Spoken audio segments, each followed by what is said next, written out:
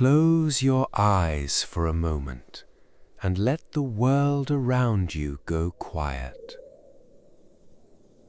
Not the silence of emptiness, but the kind that settles slowly, the way a tide recedes from the shore, pulling the last bits of noise with it as it goes.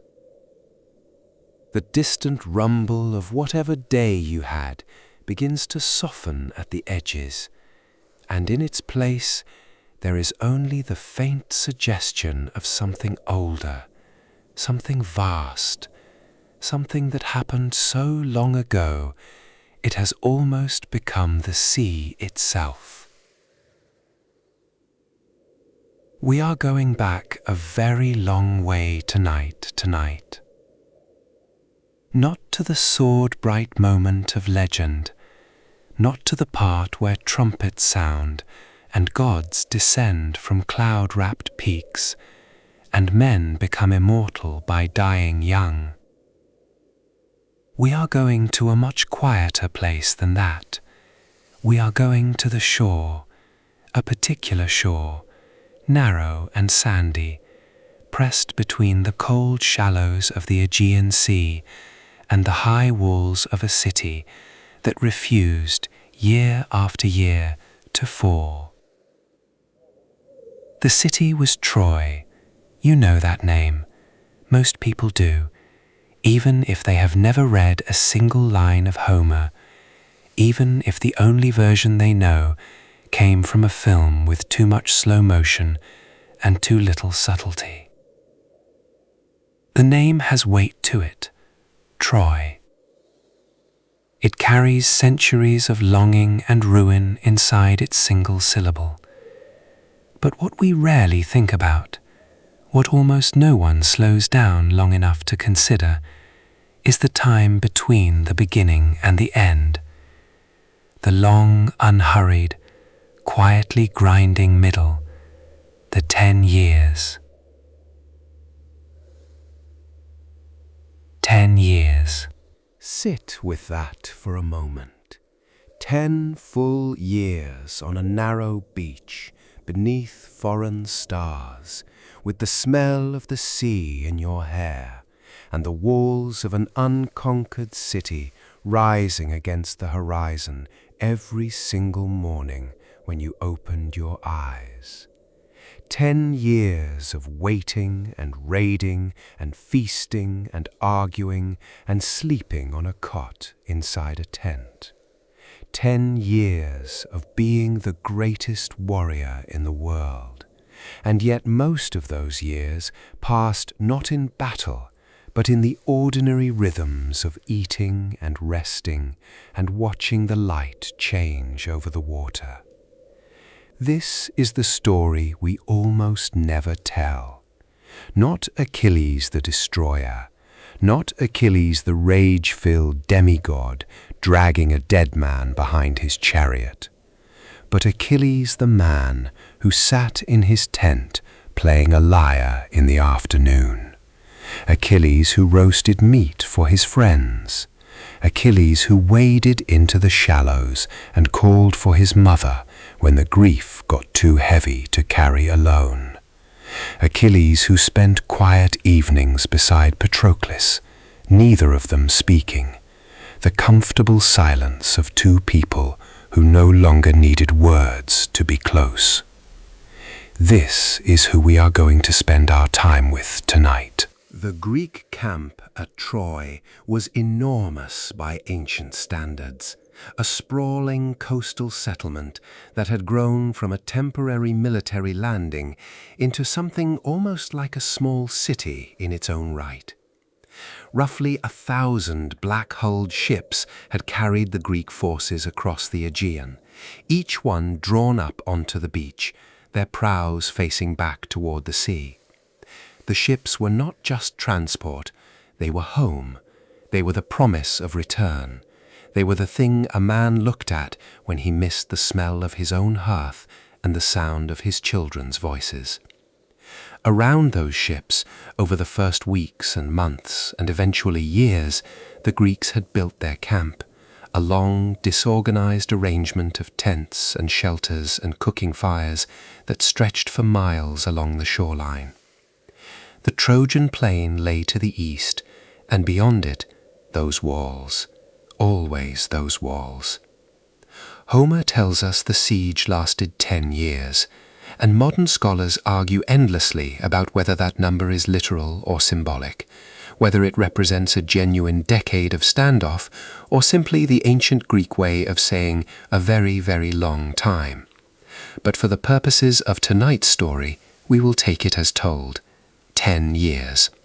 A number so large it becomes almost impossible to imagine as a lived experience, not as a story, as days, as mornings, as the slow accretion of ordinary time passing over a man's life the way weather passes over stone, wearing it down without announcing itself, changing it without drama. Among all those thousands of Greek warriors camped on that distant shore, one man lived in a particular way.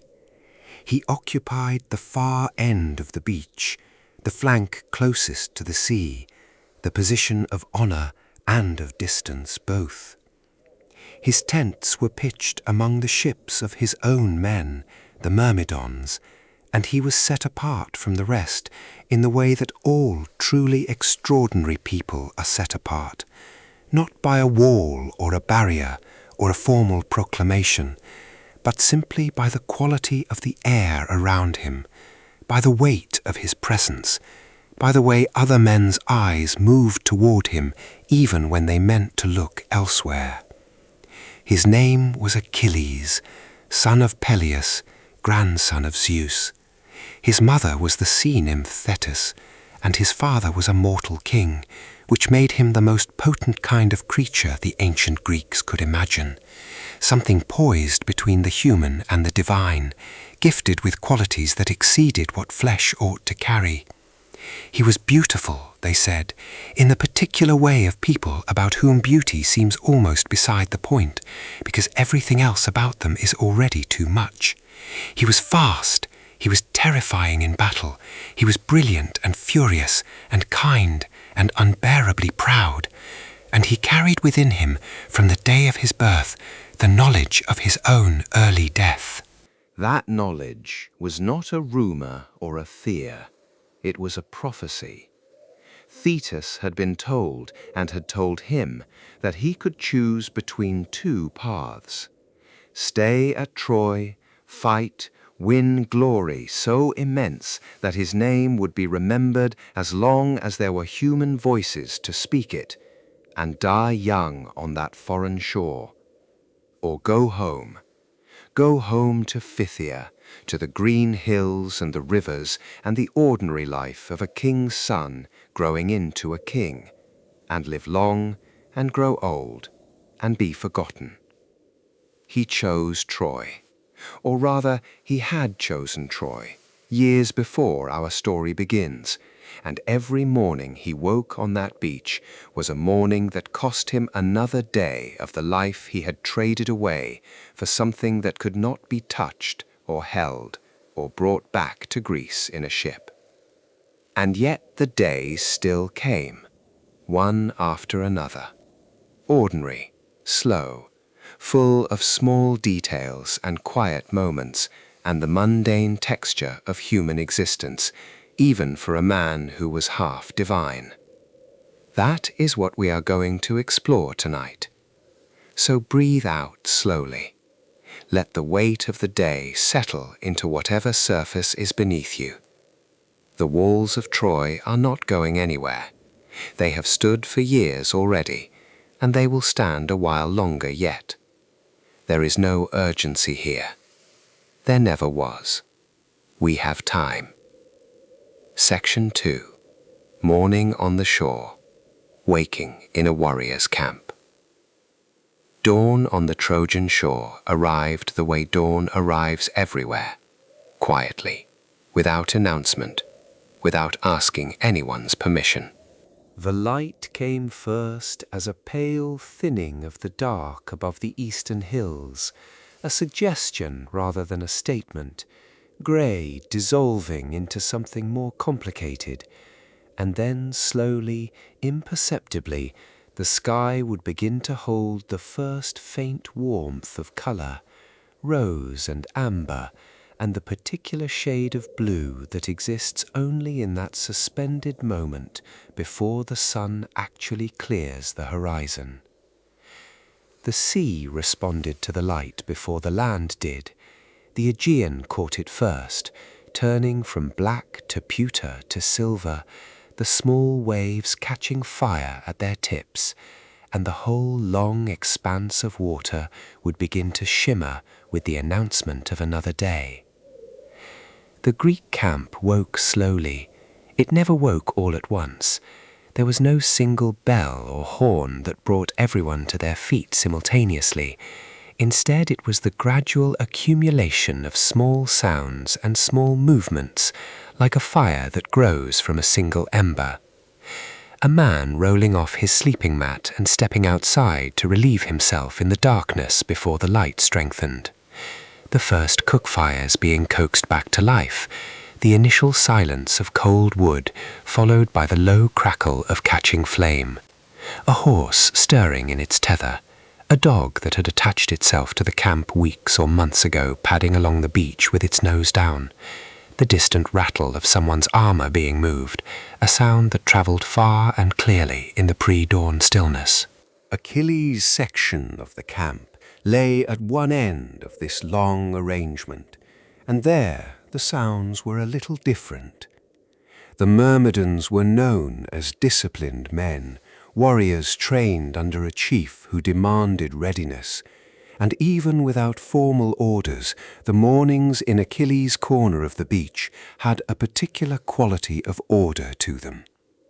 His own tent, which Homer describes as a proper shelter rather than a rough bivouac, would have been the kind of structure a wealthy, high-ranking warrior could construct even on a temporary shore.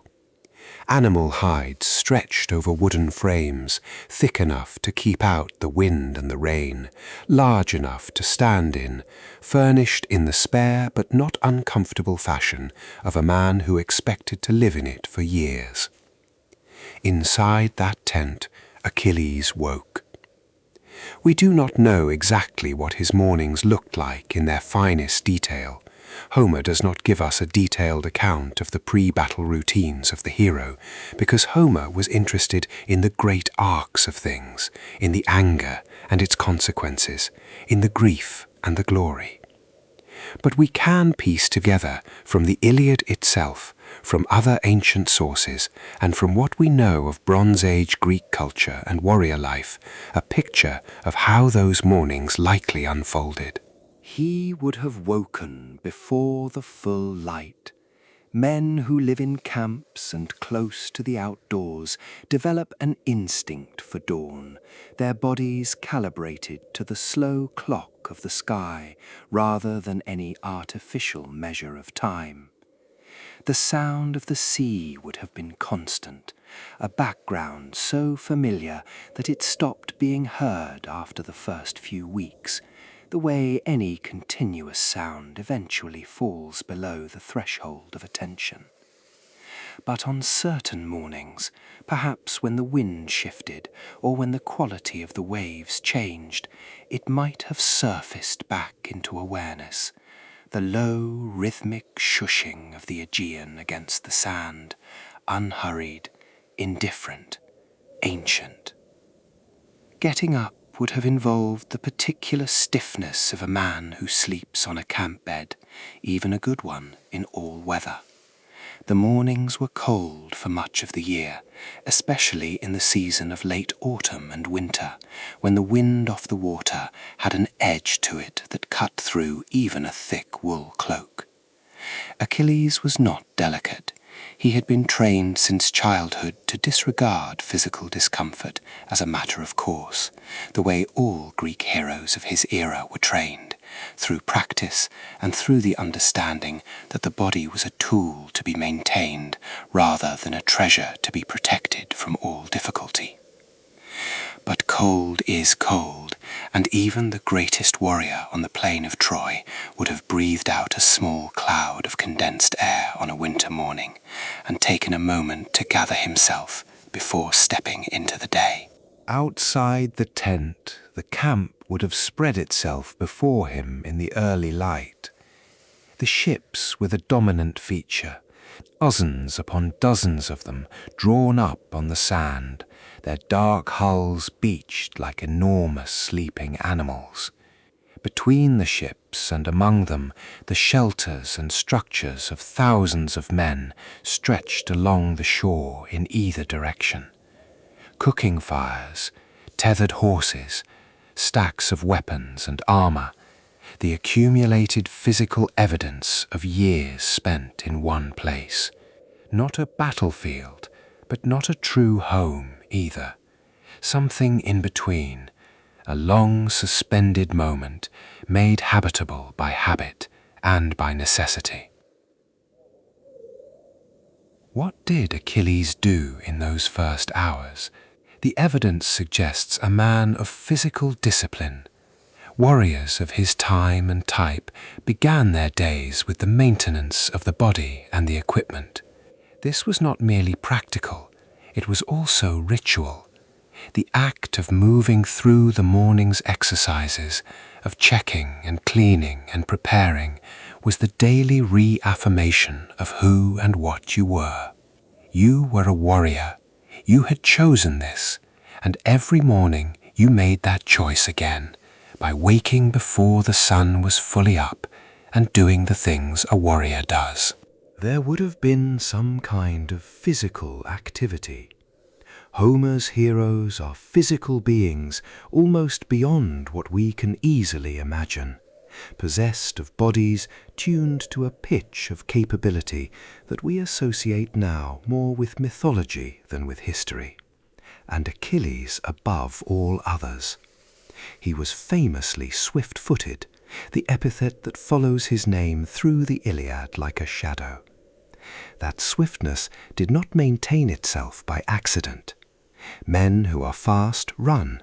Men who are strong train. There is no great mystery to it, only the daily accumulation of effort that makes excellence look, to outside eyes, like a natural gift. After movement, water. The sea was right there, always, the Aegean lapping at the edge of the Greek camp, with its salt and its chill, and the men of the camp used it as they could, for washing, for cooling down after training, for the small daily ceremony of cleaning the body that even soldiers at war found ways to observe. We know from the Iliad that bathing had significance for the Greeks, not just physical cleanliness, but something that bordered on ritual purification, and that the absence of bathing could itself carry meaning. When Achilles, after Patroclus dies, refuses to bathe or eat until his friend is properly mourned and buried, this is not negligence, it is a statement made with the body, a way of expressing grief so total it suspended all the ordinary acts of living. But on ordinary mornings, before the great grief, before the great anger, there would have been water. The cool shock of it, the salt smell, the way the light moved through the shallow waves in the early morning, making the seafloor ripple with reflected light. And then the day would properly begin. Section 3. The Myrmidons, Achilles and his men. There is a detail that Homer gives us almost in passing, almost as if it is so obvious that it barely requires stating, and yet it is one of the most remarkable facts about Achilles' life on the Trojan shore. He did not come to Troy alone. He came with 50 ships, and each of those 50 ships carried 50 men. That is 2,500 warriors, every one of them under the direct command and personal loyalty of Achilles, every one of them members of the Myrmidon people of Phthia in Thessaly. 2,500 men who had crossed the Aegean because their king had, and who would have followed him back across it in a heartbeat if he had ordered them to sail home. The Myrmidons. The name itself is worth pausing on because it carries its own mythology. The ancient Greeks told a story, probably not meant entirely literally, but powerful as a story nonetheless, that the Myrmidons had been created by Zeus from ants, transformed into men to repopulate the island of Aegina after a plague had killed almost everyone there. The king of Aegina at the time was Aeacus, who was Achilles' grandfather, and his prayer to Zeus had brought the ants up from the earth as men and women. Whether this story was believed literally by those who told it is a question we cannot answer, but it left it a mark. The Myrmidons had a reputation for something almost insect-like in their collective discipline, their coordinated efficiency, their capacity to function as a single organism under the direction of their leader. They were, by all ancient accounts, among the most formidable fighting forces in the Greek coalition. Not the largest, not the most numerous, but perhaps the most cohesive.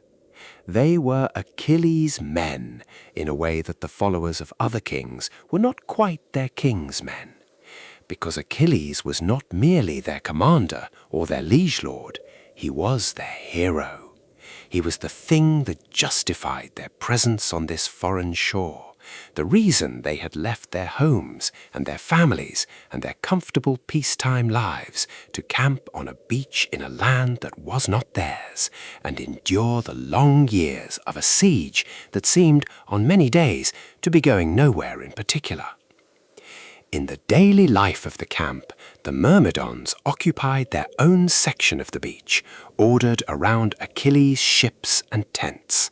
They drilled, they maintained their equipment, they cooked and ate and slept together as a unit, and they had among them the complex social ecosystem of any large group of men living in close quarters over a very long time.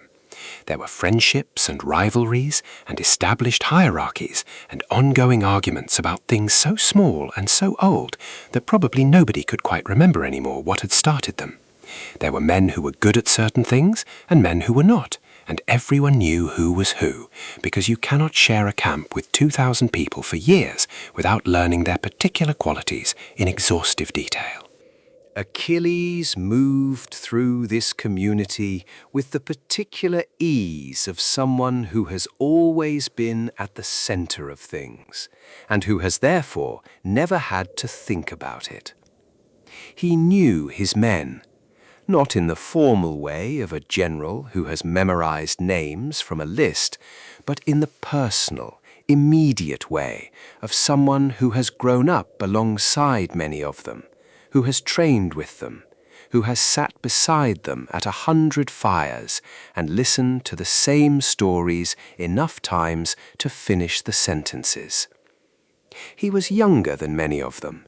He had come to Troy very young, still in the bloom of that early adulthood that seems almost unfair in its brightness, all speed and strength, and the particular recklessness of a man who has been told he will die young, and has decided that the knowledge does not diminish him. The daily business of commanding the Myrmidons would have been partly formal and partly not. In the mornings there were duties to assign and drills to oversee, weapons to inspect and horses to care for, and the endless logistical labor of keeping a large fighting force fed and provisioned and ready. Achilles had lieutenants, senior men whose names appear in the Iliad as shadows around the hero's brighter light.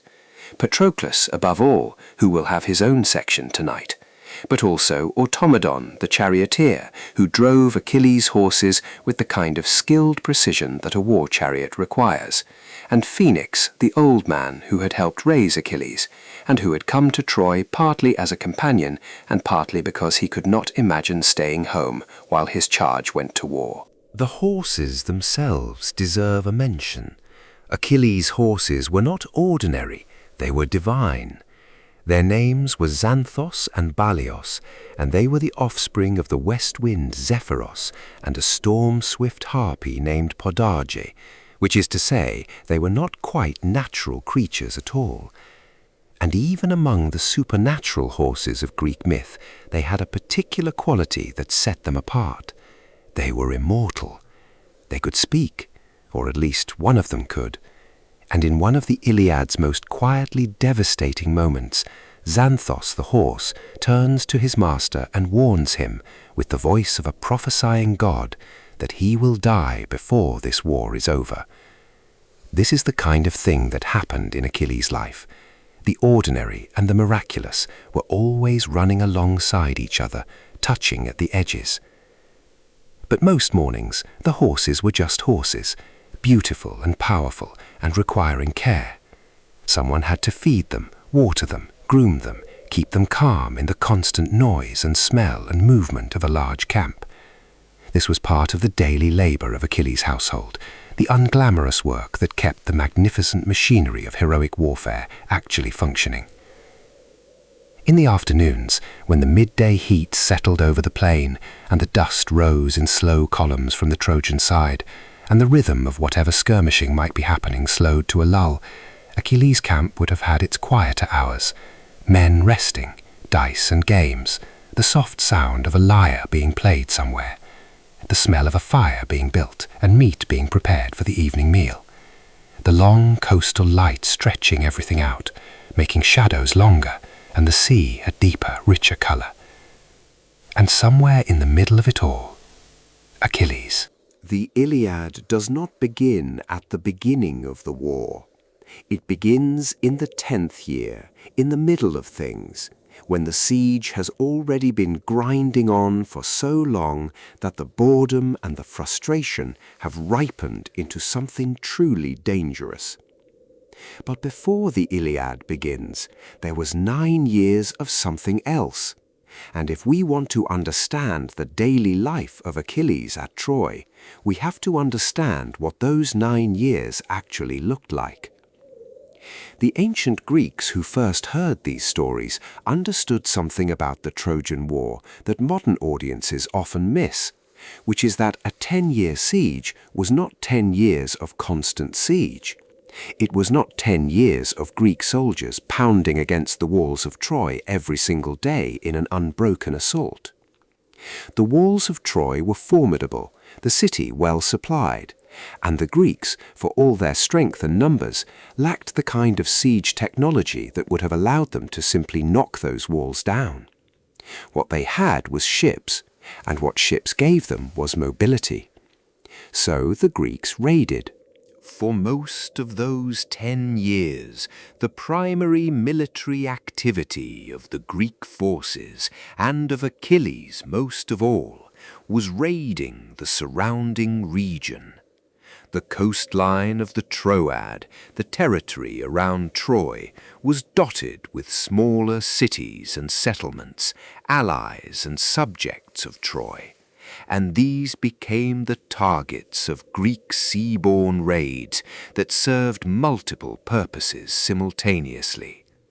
They cut Troy off from its supply chain, which was a genuine strategic concern.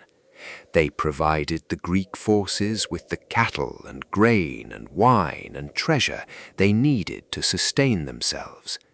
And they provided the warriors with the thing that warriors in that era needed almost as badly as food, which was the chance to win glory, to take prizes, to demonstrate valor in front of their peers. According to Britannica and the ancient sources, Achilles personally sacked 12 cities by sea and 11 by land during the 9 years before the Iliad's events. Let that number settle. 23 cities. That is not a figure of metaphor or exaggeration, at least not primarily. That is the count of actual raiding expeditions, actual assaults on actual settlements, each one requiring the full apparatus of Bronze Age military action. Ships rowed or sailed to a coastline, men disembarking in the pre-dawn, weapons ready, moving fast, the taking of cattle and grain and gold, and inevitably people, the selection of prizes, the earning sometimes of what could not be carried. This was not glorious work in the way that single combat between heroes is glorious. It was brutal and practical, and it filled the days.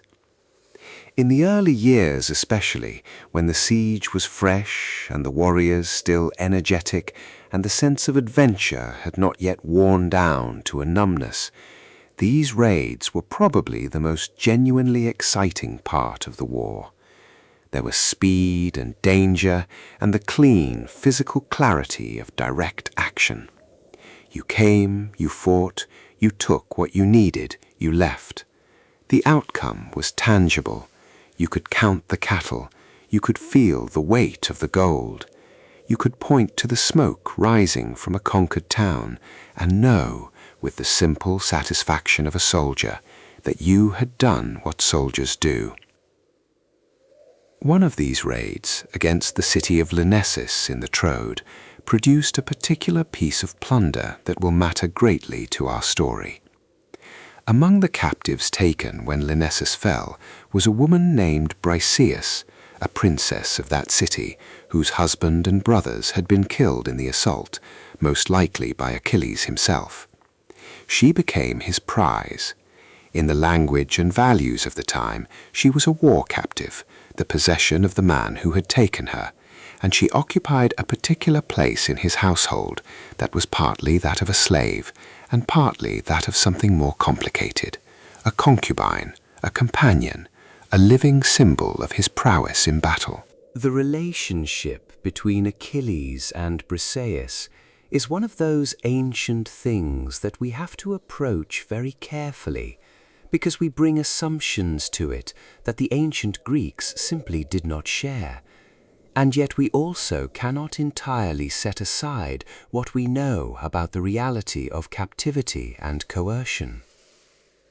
What Homer tells us, and what seems to run through the text in ways both explicit and implied, is that Briseis held some kind of genuine attachment to Achilles, or at least to her position in his household. When she is taken from him by Agamemnon, she weeps, not only for the immediate disruption, but for what she is losing. She grieves Patroclus later in Book 19 with what reads as genuine and deep sorrow. She was not simply an object in Achilles' life. She was a presence, a quiet, significant presence in the daily texture of his days. The spoils of all those raids accumulated. The treasure that filled Achilles' tents was real and considerable, tripods and cauldrons and gold and fine cloth, and more cattle than could be counted at a glance. It was evidence of years of effort, years of risk, years of sailing out in the dark and coming back with the prizes. It was the physical record of his valor, and in a culture where value and virtue were understood as deeply intertwined, this accumulation was not mere wealth, it was proof.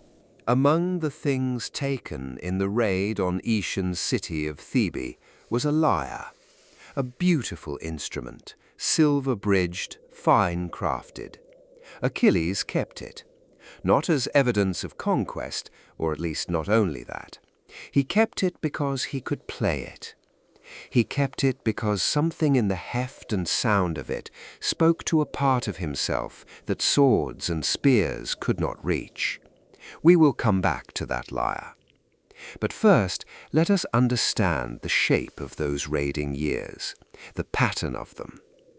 Out before dawn with the ships, oars pulling against the current, the men quiet and focused, and each carrying the particular tension of imminent violence within him. The landing, the work, terrible and efficient and over quickly, the loading of the ships, the pull back out to sea with the smoke rising behind you, and the day already strange with what had just happened. The long row back to the main camp, hours of it, the shore slowly resolving out of the sea haze until you could smell the cooking fires and hear the distant noise of the base. The unloading of the prizes, the distribution, the argument sometimes about who got what and whether the shares were fair. Then the eating, then the sleep. Day after day, season after season, year after year. Wars are fought over territory and honor and the complex ancient arithmetic of insult and debt, but they are sustained by food. Every single day that the Greek army spent on the Trojan shore, food had to be found, prepared, and consumed, and the scale of that logistical effort was enormous. Thousands of men, every day, year after year. No supply chain from home, no organized commissariat in the modern sense, just the accumulated resources of raiding and trading and the managed grazing of the cattle herds that the Greeks maintained on the Trojan plain when the fighting permitted it. What did Achilles eat? We have better information about this than you might expect, partly because Homer is, among his other qualities, a remarkably attentive observer of the physical details of daily life, and partly because archaeologists and classicists have spent a great deal of time reconstructing what Bronze Age Greek diet actually looked like. The staple was grain, barley and wheat, ground into flour or eaten as porridge, providing the bulk of the caloric intake that kept soldiers functional. Bread baked in the ashes of a fire, dense and filling, not the airy loaves of a peacetime bakery, but something more substantial and more austere. This was the foundation of everything else, the carbohydrate base upon which the rest of the diet was built. Meat was the prestige food. Homer's warriors ate meat with a frequency and enthusiasm that would strike a modern nutritionist as somewhat alarming. Roasting it on spits over open fires, carving it at the feasts that punctuate every significant event in the Iliad. The animals were almost always sacrificed before they were eaten, which is to say that every significant meal began with a religious act, a prayer and a libation, and the formal killing of the animal in a way that acknowledged the god's prior claim on its life. The fat wrapped around the bones was burned for the gods. The rest was for the men. In Book 9, when the embassy arrives at Achilles' tent seeking to persuade him to return to battle, the first thing Achilles does is offer them hospitality, and the hospitality takes the form of a meal. He himself, Homer tells us, prepares it, he and Patroclus together. They bring a great bowl of meat to the fire, they set the meat on spits, and they roast it carefully over the coals while the guests settle in. This scene is one of the quietly remarkable moments in the Iliad, not for its drama, but for its domesticity.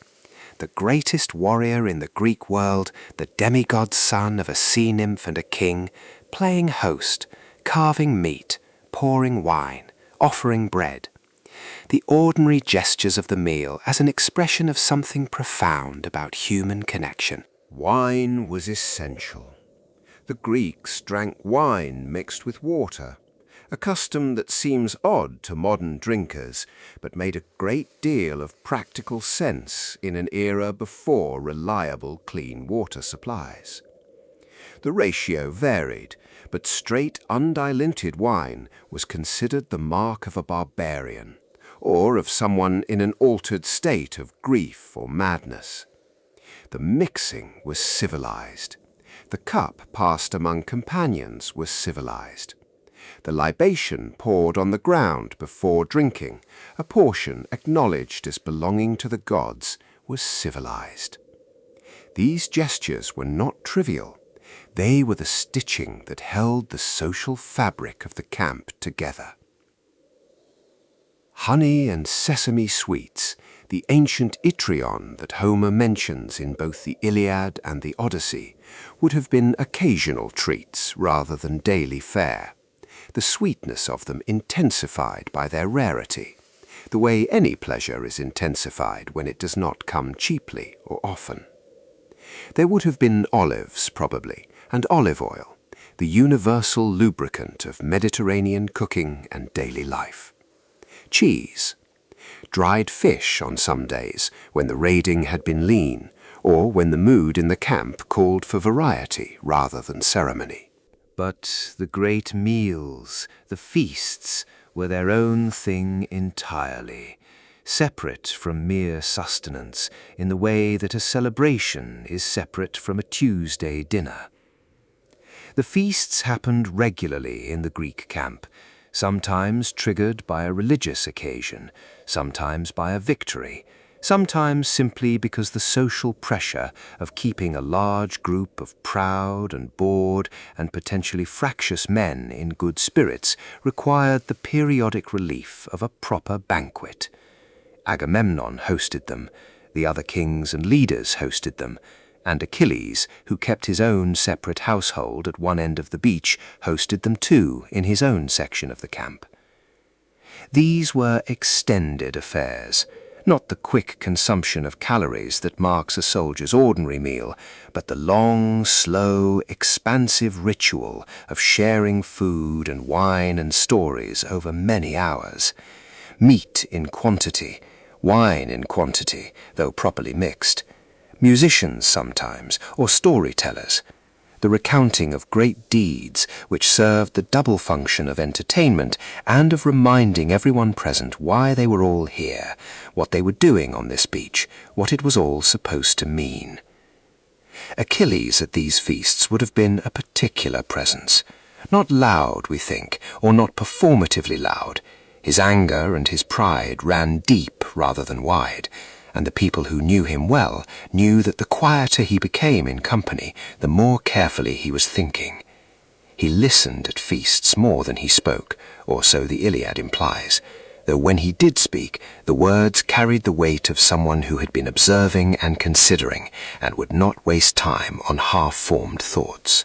After the great quarrel with Agamemnon, the feasts continued in the rest of the camp, but not in Achilles' section. He ate with Patroclus and with his own men, the Myrmidons, and the meals there would have been quieter affairs, coloured by the particular atmosphere of a man who has withdrawn from a community and is sustaining himself in deliberate isolation. Still the roasted meat, still the wine, still the bread and the fire, but something slightly different in the air. The absence of the broader communion, the self-containment of a man who has decided, for now, to be an island. The food continued. It always continued. Whatever else happened, whatever great emotions moved through the camp like weather, people ate. You can feel, reading the Iliad with attention, the way the meals function as punctuation in the narrative, the commas and full stops of a life that is otherwise in constant motion. The meal says, we are still here, we are still human, we are still, despite everything, alive. Section 6. The Lyre and the Songs of Heroes. Let us go back to that tent. The embassy has arrived, Odysseus and Ajax and old Phoenix, sent by Agamemnon with the promise of treasure and the plea for help. The Greek forces are in trouble, pushed back toward the ships, and they need Achilles. They need the one thing that no amount of other valor or strategy can replace. They walk along the shore in the early evening light, and they find him. Homer's description is brief and therefore unforgettable.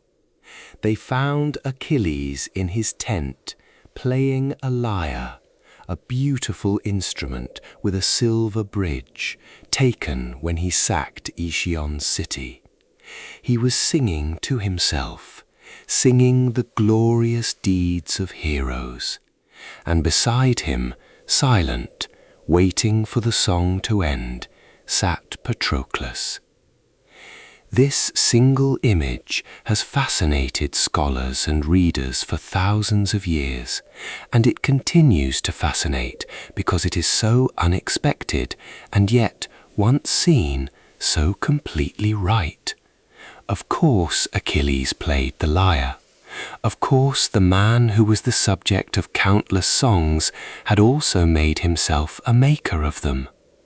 Of course, in the hours of his withdrawal from the war, when the battlefield had become an abstraction he refused to engage with, he had found solace in the thing that was most fundamentally opposite to violence, which is music. The lyre Achilles played was a real object. Homer describes it with specificity, the silver bridge that held the strings, the fine craftsmanship of its construction, the fact that it was taken as spoil from Aeacion's city.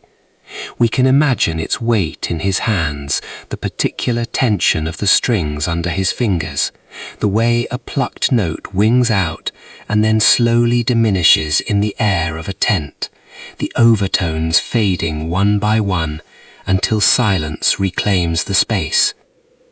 Playing an instrument requires patience and a quality of attention that is very different from the attention of battle.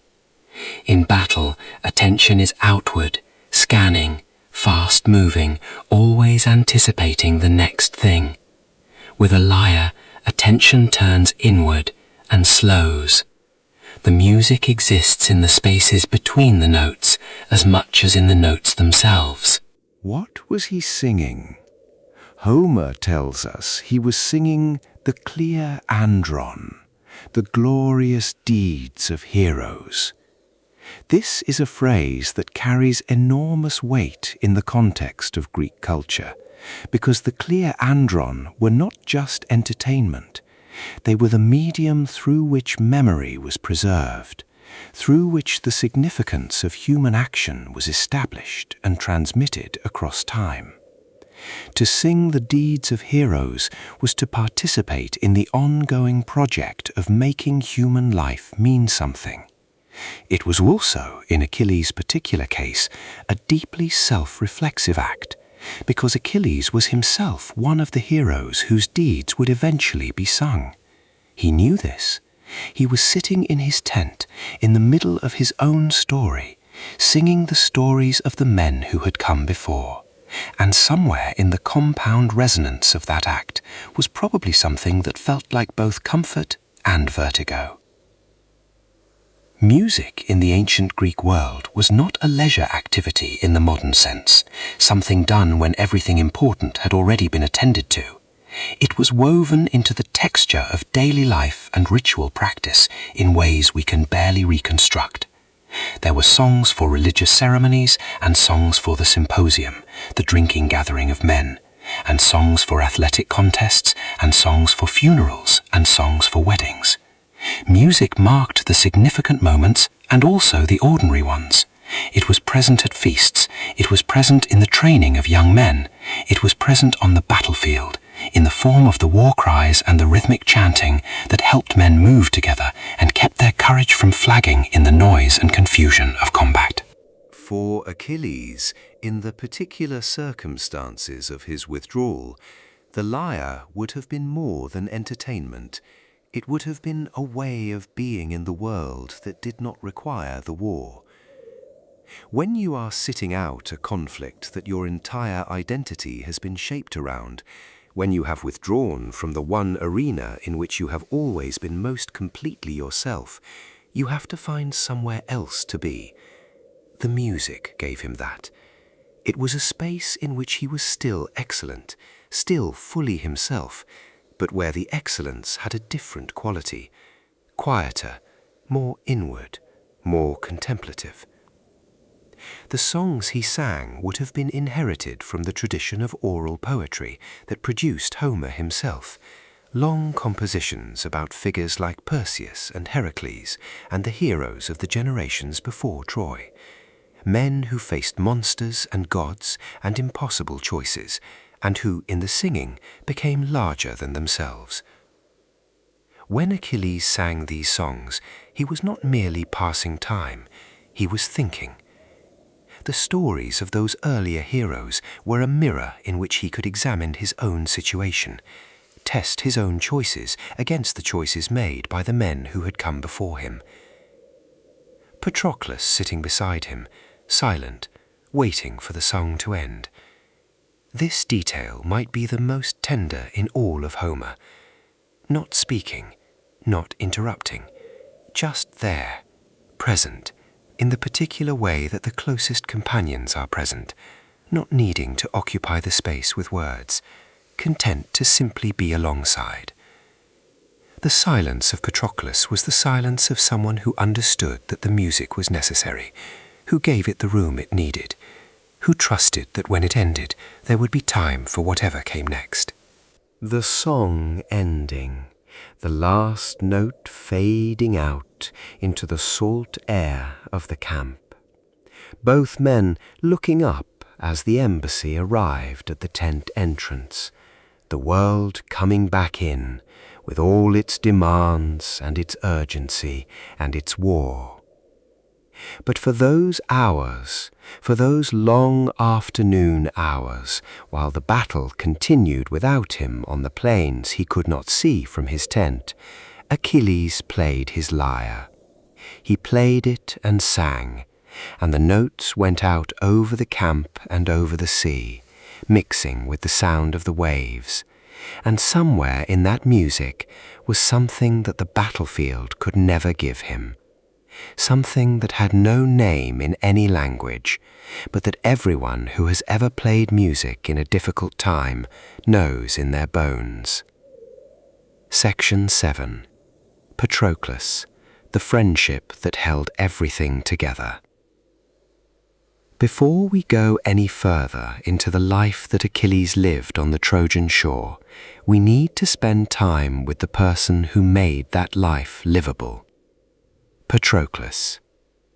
Say the name slowly, the way it deserves to be said. Pa-tro-klus. In Greek, Patroklos, the glory of the Father. He is in some ways the most important person in the entire Iliad, more important than Helen, whose absence started the war, more important than Agamemnon, who commanded the Greek forces, more important even than Hector, whose death drives the poem's final act. He is the emotional center of everything. He is the reason Achilles eventually returns to battle, the reason for the grief that shakes the camp like an earthquake, the reason the poem's final turn towards something approaching peace becomes possible at all. And yet we know him mostly through the light he reflects from Achilles. He does not have the blazing individual presence of the great hero. He is quieter, he is softer. He is, in many ways, the human half of what Achilles needed in order to remain connected to the world at all. The two of them had known each other since boyhood. The ancient sources give various accounts of exactly how they came to be together, but the most common thread is that Patroclus, as a young boy, accidentally killed another child in a quarrel over a game of dice, and was sent away from his home as a result, taken in by Peleus, Achilles' father, and raised alongside Achilles in the royal household of Phthia. So they had grown up together from childhood. They had learned to read and fight and ride and sacrifice together. They had shared meals and lessons and the particular intimacy of boys growing into men under the same roof.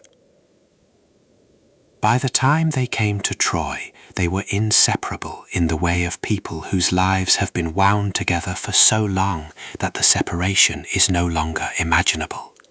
They shared a tent, they slept under the same roof, they ate together, they sat together, they were together in the evenings when the camp settled down and the day's events had to be processed and made sense of.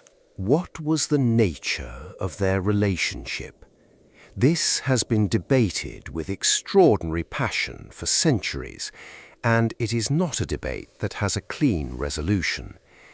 The text of the Iliad neither confirms nor denies a physical dimension to their love, and ancient Greek scholars themselves disagreed about how to read it. What is absolutely clear, beyond any debate, is that it was the most important relationship in Achilles' life. The love between them, whatever its precise form, was total. When Patroclus died, Achilles' grief was not the grief of a man who had lost a close friend.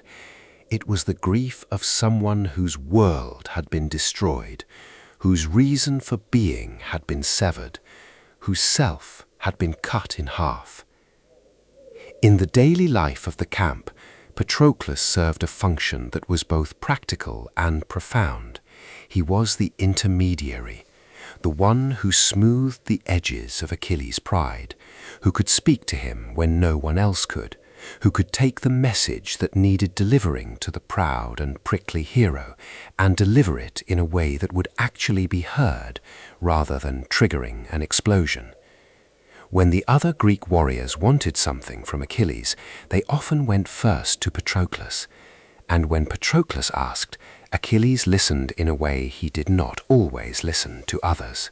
This was visible in 100 small ways throughout the daily life of the camp. Patroclus was the one who moved easily between Achilles' world and the rest of the Greek camp, maintaining connections that Achilles' own pride or anger sometimes severed. He brought back news, not just of the war, but of people, of what was being said at Agamemnon's table, of how the other leaders were faring, of the mood in the broader camp. He was Achilles' window on a community that Achilles was simultaneously part of and held apart from. In the mornings, they probably trained together. In the afternoons, the quiet hours, they were often simply together in the tent, each pursuing whatever the day required, the comfortable cohabitation of people who do not need to perform anything for each other. Patroclus was older than Achilles by some accounts, which may have given their relationship a slight tilt toward the protective on Patroclus's side, though Achilles' extraordinary capability in all the ways that mattered militarily complicated any simple picture of who was caring for whom. The care ran in both directions, and we see this in one of the Iliad's most quietly devastating small scenes, Achilles bandaging Patroclus's wound with his own hands. The image is precise, the skilled hands of a warrior turned to this gentler work, the careful binding of cloth around an injury, the close attention required to do it well. No heroics in it, just two people, one of whom has been hurt, and one of whom is choosing to fix it, the simplest and most ancient form of love there is. Patroclus also made Achilles laugh, or so we feel from the texture of their interactions in the text, though laughter is hard to prove from Homer's solemn prose.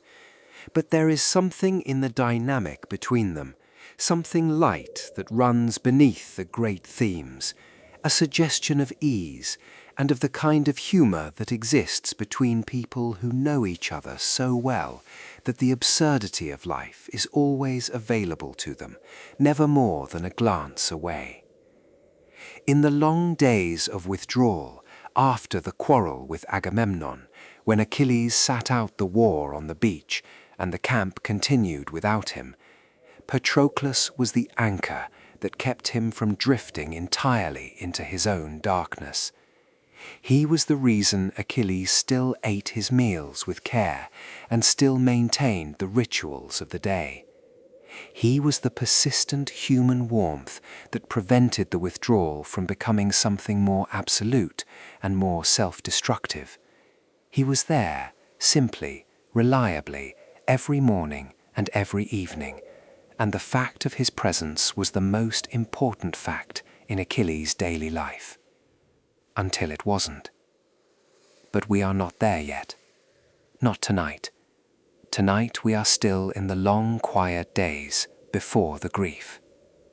Section 8. The quarrel and the withdrawal. Days of sitting and watching. In the 10th year of the war, something broke. Not the walls of Troy. Those were as solid as ever, as impassive as they had been on the first day of the siege. The stones fitted and the gates barred, and the defenders watching from the towers with expressions that must have combined, after 10 years, wariness with something approaching a grim familiarity. The walls did not break. What broke was something inside the Greek camp itself. Something that had been under strain for a long time, perhaps for the whole decade, and that finally gave way in the particular way that old tensions give way, suddenly and with disproportionate force. The trigger was Briseis. Agamemnon, the king of Mycenae and the nominal commander of the entire Greek expedition, had been forced to return his own war prize, a woman named Chryseis, to her father, who was a priest of Apollo and whose prayers had brought a devastating plague down on the Greek camp. The plague had been killing men at a rate that was beginning to look more dangerous than the Trojans, and the cause had been divined: Agamemnon's refusal to ransom Chryseis. He gave her back, and then, furious and humiliated and looking for somewhere to put his anger, he took Briseis from Achilles. The logic was straightforward from Agamemnon's perspective. He was the leader. If he had to give up his prize, someone else had to supply the deficiency. The most suitable candidate was the greatest warrior in the army, who was already too powerful for Agamemnon's comfort, and whose humiliation might serve the additional purpose of reminding everyone, including Achilles himself, who was in charge. Achilles saw it differently. He saw it as exactly what it was, not just the taking of a woman, though that was real enough. He saw it as the symbolic equivalent of what Paris had done to Menelaus. A man of rank had taken what belonged to another man without right or justice, simply because he had the power to do so. And Achilles, who had come to Troy ostensibly to help right exactly that kind of wrong, found himself on the receiving end of the same injustice he was supposed to be punishing. He withdrew. He announced that he would fight no more for Agamemnon, and he meant it with a totality that shocked the Greek leaders, because they had not quite believed anyone could actually follow through on it. But Achilles could. Achilles was, among his other qualities, a man who meant what he said, who acted on his convictions with the same directness and force he brought to the battlefield, and who had within him a capacity for absolute decisions that most people, caught in the web of social obligation and political calculation, simply cannot match. The withdrawal was not passive. It was not mere sulking, though it has sometimes been described that way by readers who miss the point. It was a deliberate, principled act of resistance. He would not fight for a man who had dishonored him. Full stop. No argument, no amount of treasure, no appeal to the greater good of the Greek cause could change that equation, because the equation was not about practicality.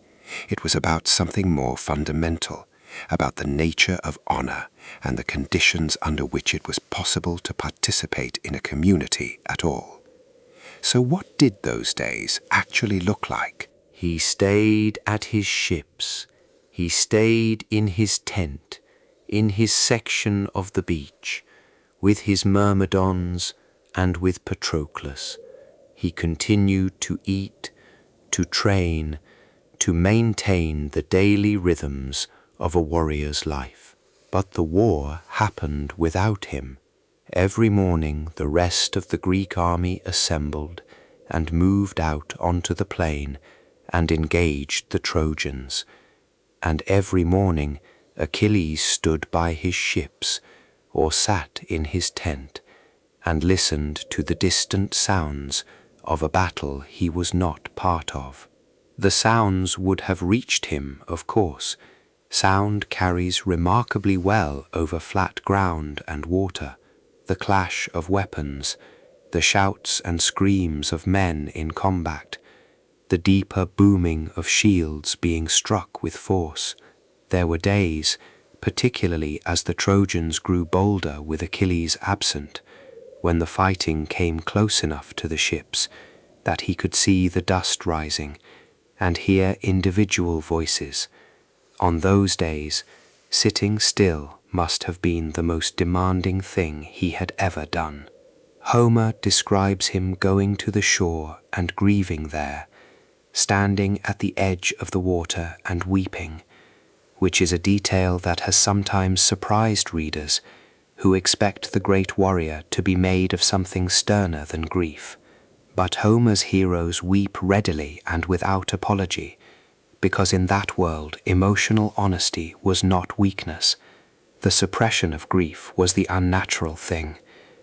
Standing in the shallows with the Aegean cold around his feet and his mother's name on his lips, that was the act of someone still whole, still capable of being moved by what had happened to him.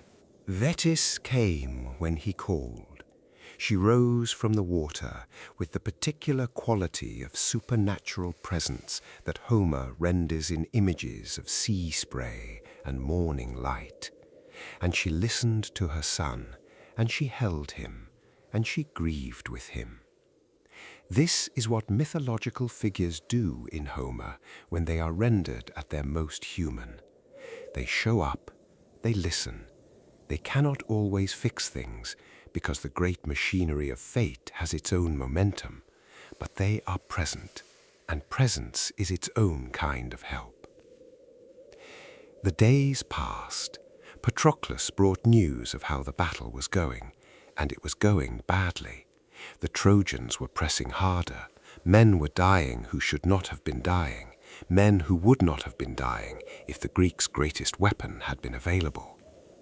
The pressure built incrementally, the way pressure always builds in a siege, not all at once, but in the steady accumulation of small reverses and small losses that eventually amounts to something that cannot be ignored. Achilles watched and waited and played his lyre and ate his meals beside Patroclus and sat on the shore in the evenings and watched the sun go down over the Aegean, painting the water with the colors of fire before the dark came in from the east and the stars appeared above the walls of the city that still had not fallen. The quiet days had a texture all their own, not peaceful exactly, too much seething beneath the surface for peace, but quiet, a man waiting for something, though he would not have said precisely what, to change. Section 9. His mother Thetis, the sea at his side. Among all the extraordinary things about Achilles' daily life on the Trojan shore, one stands apart from everything else. One element of his existence had no equivalent in the lives of any of the other warriors, even the other heroes, even the half-divine figures who populated the Greek army, and who moved through the Iliad surrounded by their own clouds of divine favor and divine interference. He could call his mother, and she would come. Not metaphorically, not in the way that a man lying awake at night might reach toward the memory of his parent and find comfort there. Actually, literally.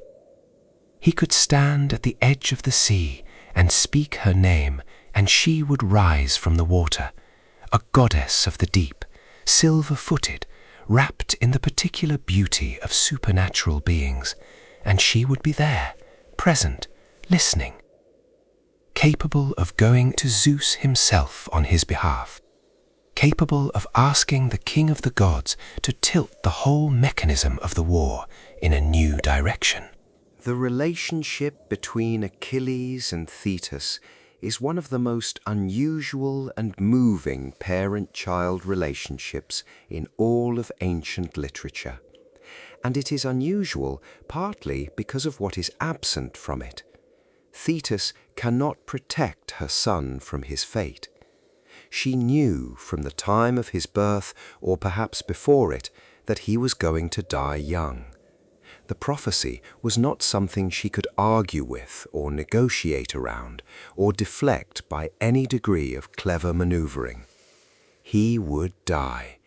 The only question was the circumstances of the death, and she had tried to influence those circumstances in every way she could think of. She had famously dipped him in the river Styx as an infant, an act whose purpose was to make him invulnerable, and it had worked everywhere except the heel by which she held him. She had tried to hide him from the war entirely, disguising him as a girl among the daughters of King Lycomedes on the island of Skyros, and this too had eventually failed, when Odysseus, clever as always, had seen through the disguise. So she could not save him, and he knew she could not save him, and yet they continued to seek each other out, across the boundary between the human and the divine, a mother and a son, in the particular anguish of people who love each other in the full knowledge of an unavoidable ending. When Achilles called from the shore during the days of his withdrawal, Thetis heard him. Homer describes the moment with the kind of precision that only genuine feeling produces, the way the cry went down into the sea, the way she heard it in the depths, and the way she rose from the water and came to him. She sat beside him on the sand. She asked him why he was weeping. She already knew. Mothers always know. But she asked, because asking is part of what being there means. He told her everything, the quarrel with Agamemnon, the taking of Briseis, the fundamental injustice of it, expressed with the passionate clarity of someone who has not yet learned to moderate his sense of outrage into something more politically palatable. He told her about the two fates, which she already knew better than he did. He told her that if he was going to die young, then at least he wanted his death to mean something. And right now it meant nothing, because Agamemnon was making his life small and dishonorable. Thetis listened, and then she acted. She went to Zeus, sitting on the high peak of Olympus, and she made her request. Let the Trojans win for a while.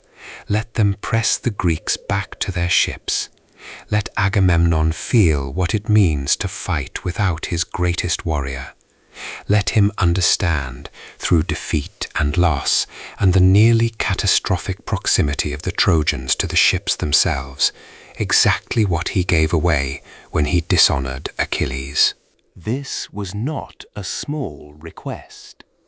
Thetis was asking the king of the gods to alter the course of a war, which had implications for every other divine party who had already committed to one side or the other, and the domestic politics of Olympus were not simple. But Zeus agreed, out of a combination of genuine sympathy and the ancient debt he owed Thetis from the time she had helped him when the other gods conspired against him. He agreed, and the consequences played out exactly as Thetis had predicted. The Trojans advancing, the Greeks suffering, the pressure on Agamemnon building until even he could no longer ignore what his pride had cost. In the ordinary days, not just the days of crisis, Thetis was present in Achilles' life as a background reality. He could speak to her. He knew she was there, in the water, in the waves that broke against the beach every minute of every day. The sea was not merely the sea for him, it was where his mother lived.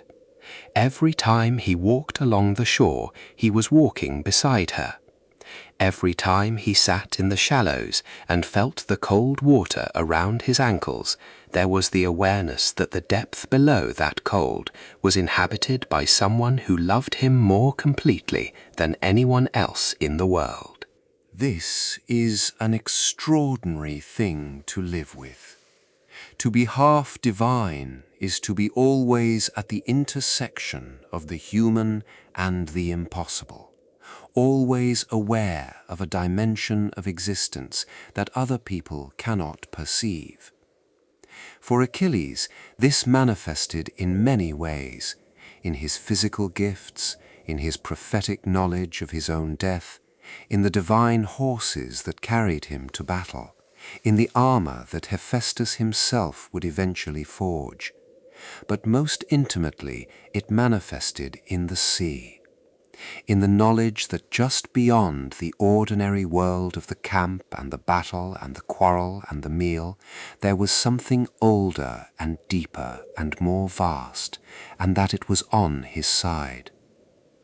Or as much on his side as fate would allow, which was not entirely on his side, but which was something, which was enough to make the days livable. The sound of the waves at night as he lay in his tent trying to sleep was not just weather, it was company. It was the sound of his mother nearby, restless and watchful, keeping what vigil she could for a son she could not save. Section 10. The Embassy and the Night of Refusal. The night the embassy came, Achilles was playing his lyre.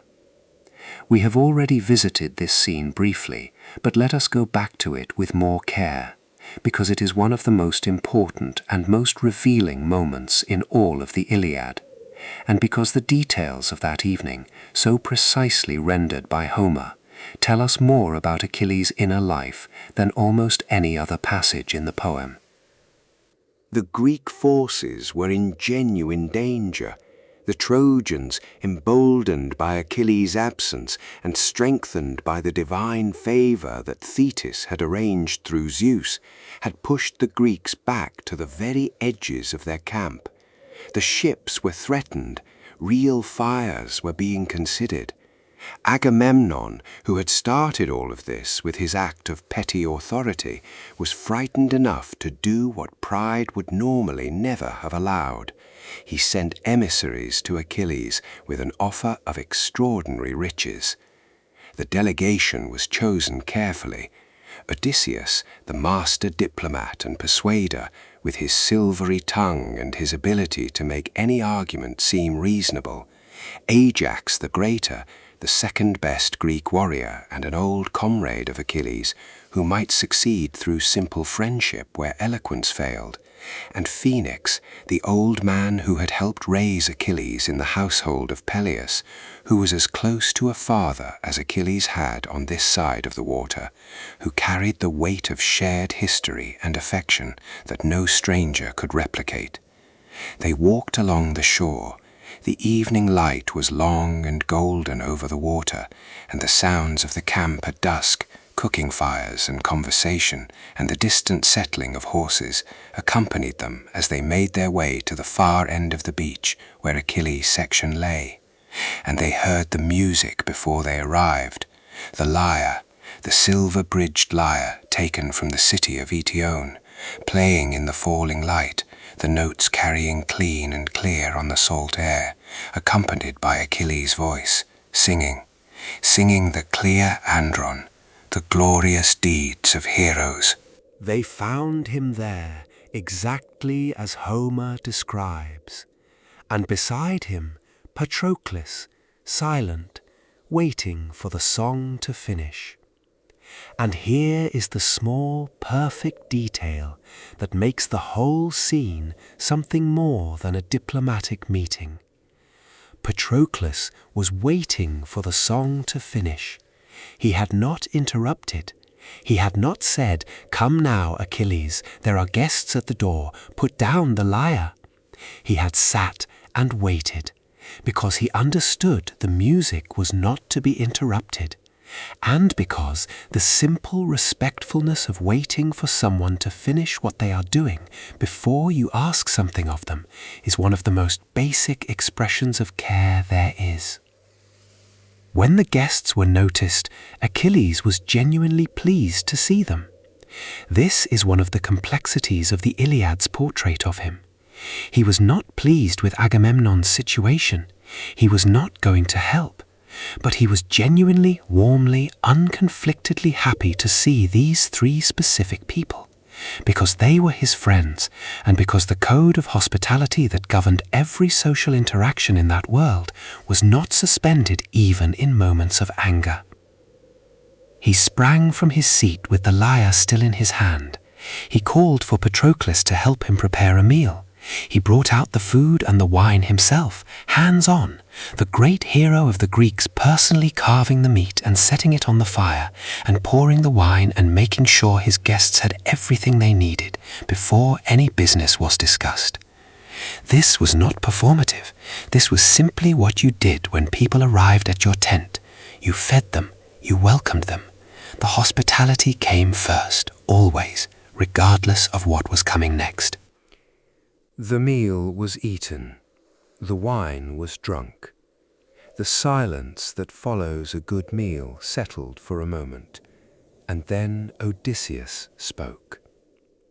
He spoke beautifully, because Odysseus always spoke beautifully. His words laid out in careful, considered sequences that anticipated objections and addressed them before they could be raised. He listed the gifts: 7 tripods, 10 talents of gold, 20 gleaming cauldrons, 12 horses, 7 women of Lesbos, and Briseis returned, with Agamemnon's formal oath that he had never touched her. And more: marriage to one of Agamemnon's daughters, 3 cities in the Peloponnese, the offer of extraordinary honor. Achilles listened to all of it, and then he refused. His refusal was not a tantrum. It was not the explosive anger of a man who cannot control himself. It was something colder and more considered, and ultimately more disturbing than anger. It was the refusal of someone who had thought through the situation with genuine philosophical clarity, and arrived at a position that he was not willing to abandon for any prize. He said, "No amount of treasure is worth my life." He said, "Death is the same for everyone, regardless of whether they have fought bravely or hidden away." He said, "I was promised glory in exchange for my life, but the man who was supposed to honor that exchange dishonored me instead. And so the deal is void." And then, most remarkably, he talked about going home. He talked about Phthia, about the green hills and the rivers and the life he had given up when he came here. He said he would sail home tomorrow. Not in anger exactly, in something more like weariness. The weariness of a man who has looked very clearly at the thing he is sacrificing himself for, and found it wanting. Phoenix wept. Old Phoenix, who had raised him, who had put him to bed as a boy and told him stories and taught him to carve his meat properly, wept and begged him to reconsider. Ajax, when his turn came, did not try eloquence. He said simply, "The dead heroes who fell here were buried by their comrades. You are willing to let Patroclus and the rest of us perish for the sake of one quarrel?" Achilles did not leave, not that night. The embassy failed, technically, since he would not agree to Agamemnon's terms, but he also did not wake up the next morning and give the order to sail. He stayed, and in the staying, which was neither the bold return to battle that the Greeks needed, nor the clean departure he had threatened, there was the particular agony of a man caught between his principles and his love.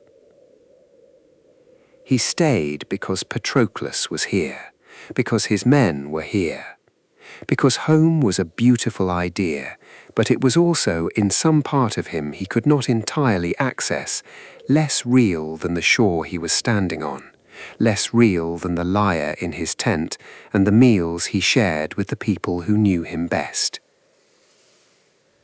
After the embassy left, the tent would have grown quiet again. Patroclus settling for sleep, Achilles lying on his back with the night sounds of the camp outside and the sea underneath it all, thinking whatever thoughts a man thinks when he has refused everything that was offered and still finds himself in the same place. The lyre would have been nearby. Maybe he played it again, quietly, after Patroclus slept. Maybe he played it until the music was the only thing that existed, and then he set it down and closed his eyes and let the sound of the Aegean do the rest. Section 11. Training, Sport, and the Games of Idle Warriors. A warrior without a war is still a warrior.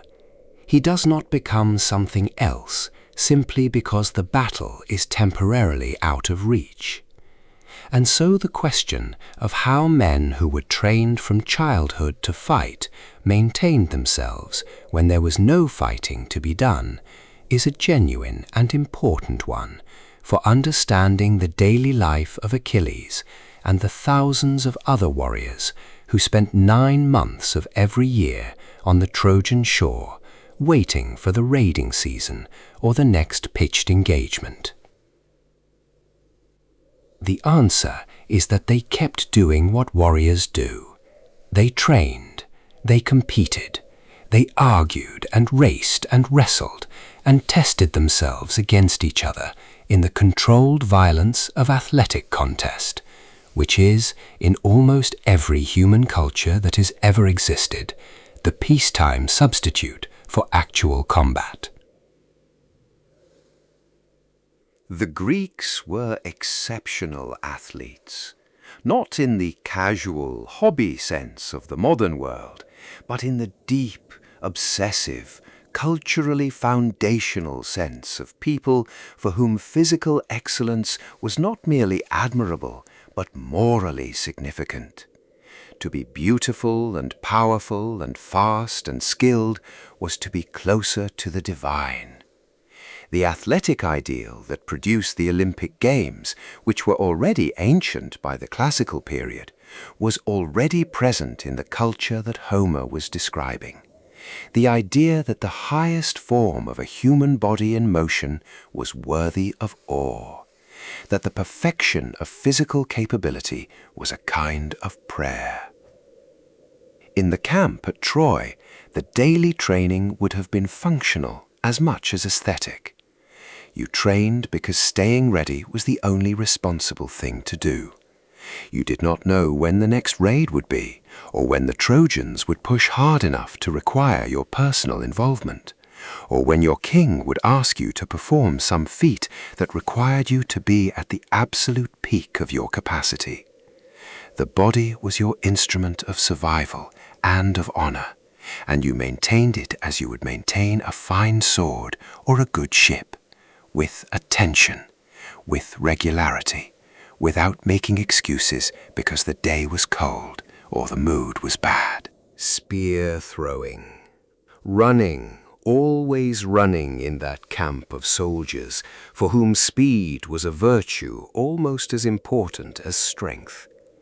Achilles was famously swift, the epithet that followed him through the Iliad like a second name, and his speed had to be developed and maintained through practice. Even a man born with extraordinary natural speed must run if he wants to stay fast. The muscles that make a man fast require training, and the training is simple and ancient and slightly boring. You run every day, in the early morning when the air is cool and the light is just coming up over the water. Chariot racing had particular prestige.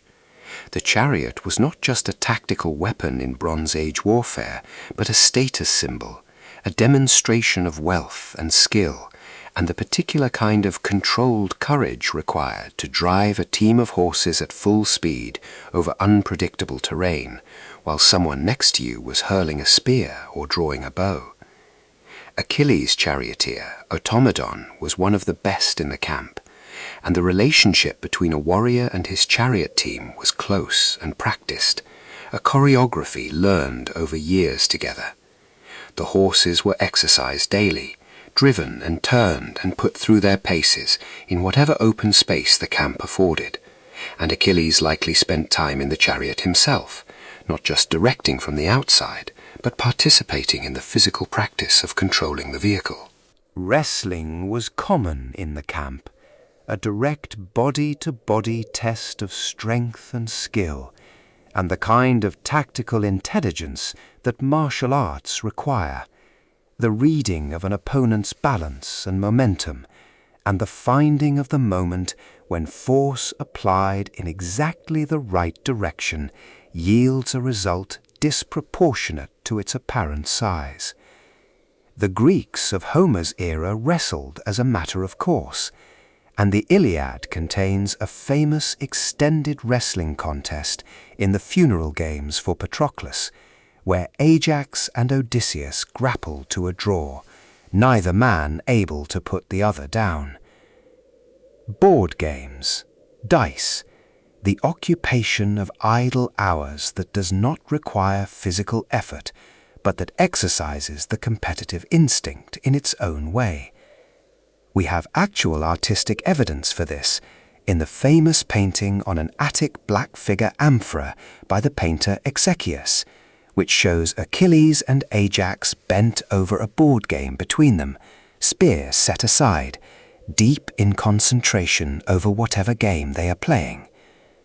The image is irresistibly human. Two enormous heroes, the two best warriors in the Greek army, having the kind of quiet afternoon that anyone might have.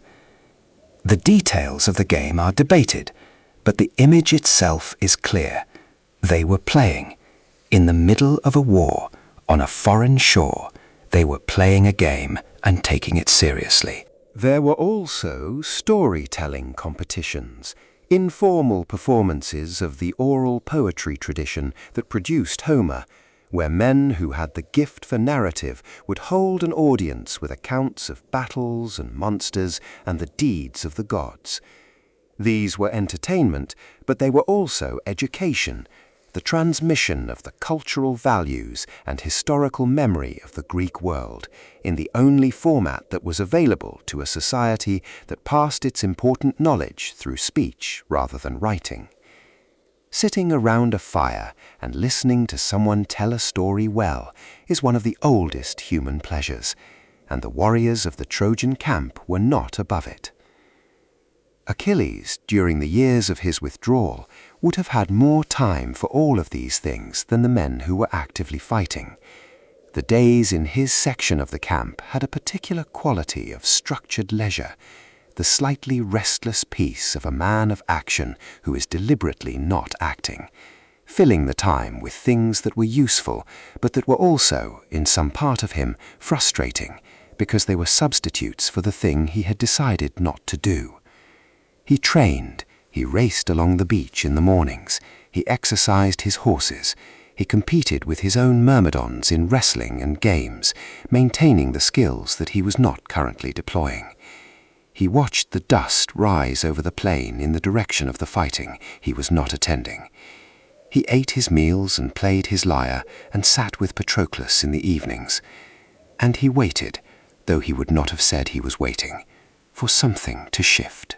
The days passed the way they always pass when you are not quite where you want to be, slowly and quickly at the same time, each one nearly identical to the last, and yet the accumulation of them adding up to something that you can only measure by looking back.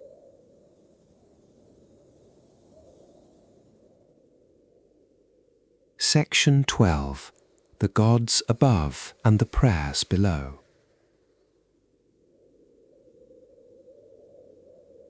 One of the things that made daily life at Troy different from daily life anywhere else in the known world, at least as the Greeks experienced it, was the density of divine attention focused on that small strip of beach and the walled city beside it. The gods of Olympus had chosen sides. Some favored the Trojans, Aphrodite most prominently, who had a particular investment in Paris and Helen, given that it was her promise to Paris of the most beautiful woman in the world that had started the whole thing. Apollo also supported Troy, partly out of an old grudge against the Greeks, and partly out of genuine affection for the Trojans and their city. On the Greek side, Hera and Athena burned with implacable desire to see Troy destroyed, a desire rooted in the judgment of Paris and the insult of being passed over for Aphrodite in the contest of divine beauty. Poseidon's sympathies were complicated and shifting. And overseeing all of it, or attempting to, was Zeus, who tried to maintain a kind of divine neutrality that was constantly being eroded by the fact that he too had his preferences and his obligations, including the debt to Thetis that tilted him briefly toward the Trojan side during Achilles' withdrawal. All of this meant that divine presence was not an occasional intrusion into the daily life of Troy. It was constant. The gods appeared, sometimes in disguise, sometimes more openly. They whispered in ears and changed the direction of spears and breathed strength into exhausted soldiers and sent dreams to sleeping kings. The line between the natural and the supernatural was thin to the point of translucency in that world, and the Greeks lived their daily lives in a space saturated with divine attention in a way that made every decision, every action, every morning that dawned feel freighted with a significance beyond the merely human. For Achilles, the relationship with the divine was more intimate and more personal than for most. He was half divine himself. His mother was in the sea. He knew that his horses were the children of the west wind. He was aware, in the way that only someone who has received a direct divine prophecy can be aware, that the gods were tracking him with particular interest. His death was written into the structure of the war. The gods knew the when and the how of it, even if the precise details had not been fully disclosed to him. This awareness colored everything. The prayers that Achilles offered each morning were not the somewhat pro forma religious acts of a man going through the expected motions. They were conversations, or attempts at conversations, with forces that he had direct evidence existed and were paying attention. When he poured a libation on the ground, when he sacrificed an animal to one of the Olympian powers, when he called out to Thetis from the shore, these were not metaphorical gestures. They were real communication attempts with real beings who might or might not respond. The daily religious practice of a Homeric Greek warrior involved multiple acts of acknowledgement and propitiation throughout the day. The morning libation, a pour of wine on the earth before drinking from the cup yourself, acknowledging that the god's claim preceded your own. The prayer before a meal, brief and specific, naming the god you were addressing and what you were asking for. The sacrifice, larger and more formal, reserved for important occasions but not infrequent. The vow, the promise made to a god in exchange for help, carrying the enormous weight of a divine contract that had to be honored regardless of the circumstances. Achilles' particular divine relationship was with his mother, and through her with Zeus, but he also had interactions with other gods. Apollo, who was on the Trojan side, would eventually guide the arrow that killed him. Hephaestus, the divine blacksmith, would make him new armor. Athena appeared to him directly at the beginning of the Iliad, grabbing him by the hair as he reached for his sword in the moment of maximum anger against Agamemnon, holding him back from an act that would have changed everything catastrophically. The gods touched his life not as metaphors or symbols, but as actual agents, and he navigated this reality as best he could, which is to say with the particular combination of reverence and frustration that characterizes the relationship between humans and powers beyond their control.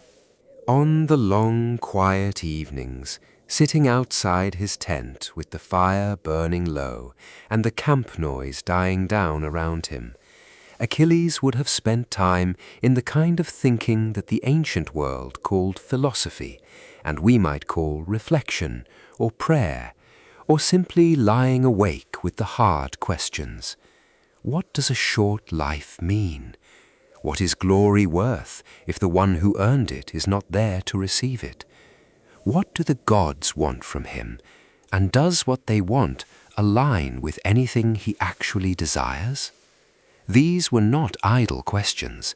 They were the questions his particular situation had made unavoidable.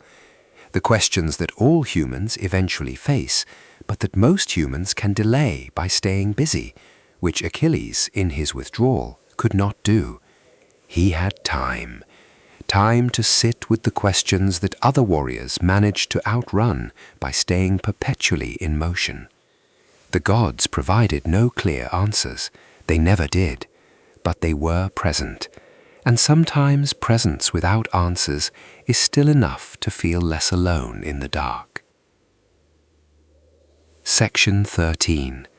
The Death of Patroclus and the Night that Changed Everything. We have been living for the past several hours of this story in the quiet days, the long, suspended, relatively undramatic middle of Achilles' time at Troy.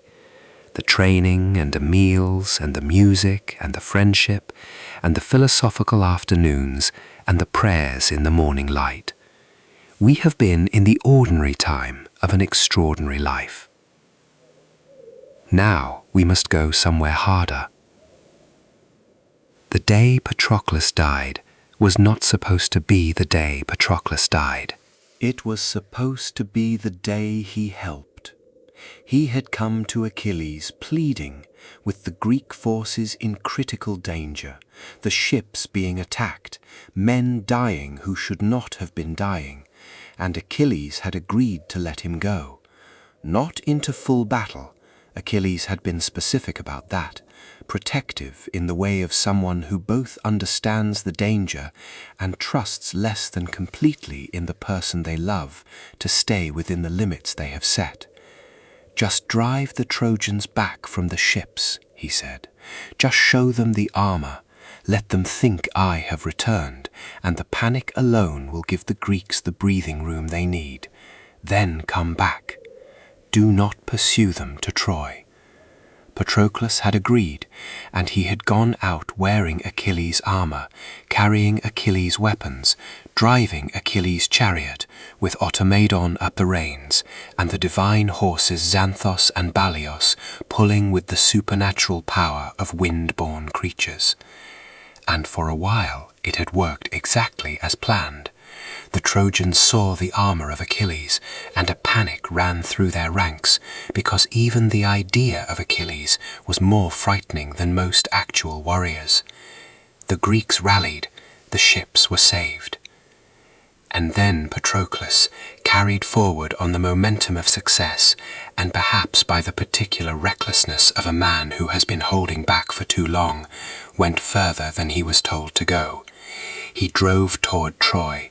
He scaled the walls, or tried to. He forgot, or chose to forget, the limit Achilles had set.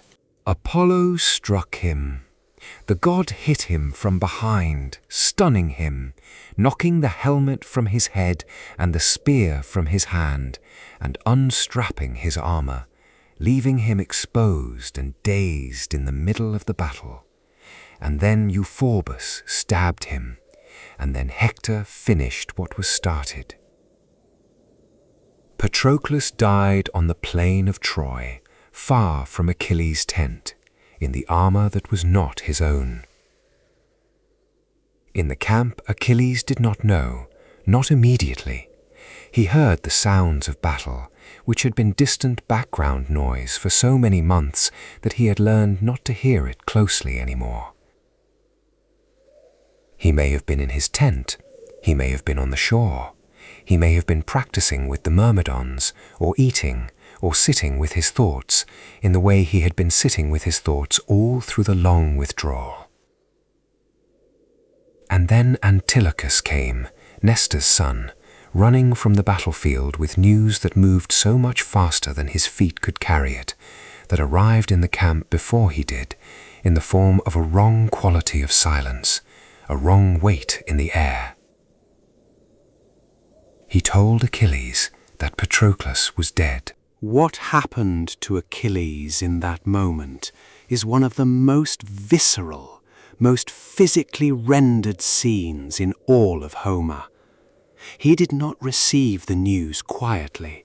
He did not compose himself. He collapsed.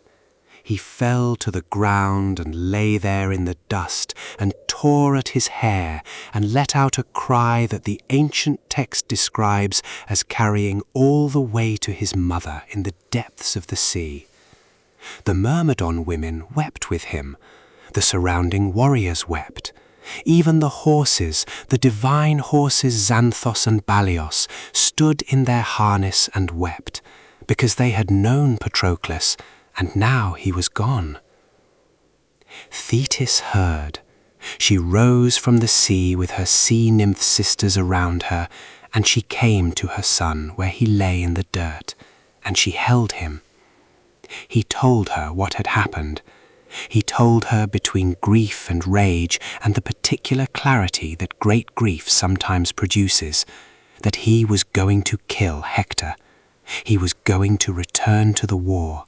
He was going to do the thing that would seal his own fate, because Patroclus was dead and nothing else mattered anymore. That night Achilles did not sleep. He lay beside the body of Patroclus. He lay beside him through all the dark hours, unable to eat, unable to bathe, unable to perform any of the ordinary acts of living that had structured his days for all the years before this. He called out to Patroclus all night long, talking to the body, speaking to the person who was no longer there, promising things that the dead cannot hear, but that the living need to say. The camp around him was silent in a different way than the silence of an ordinary night.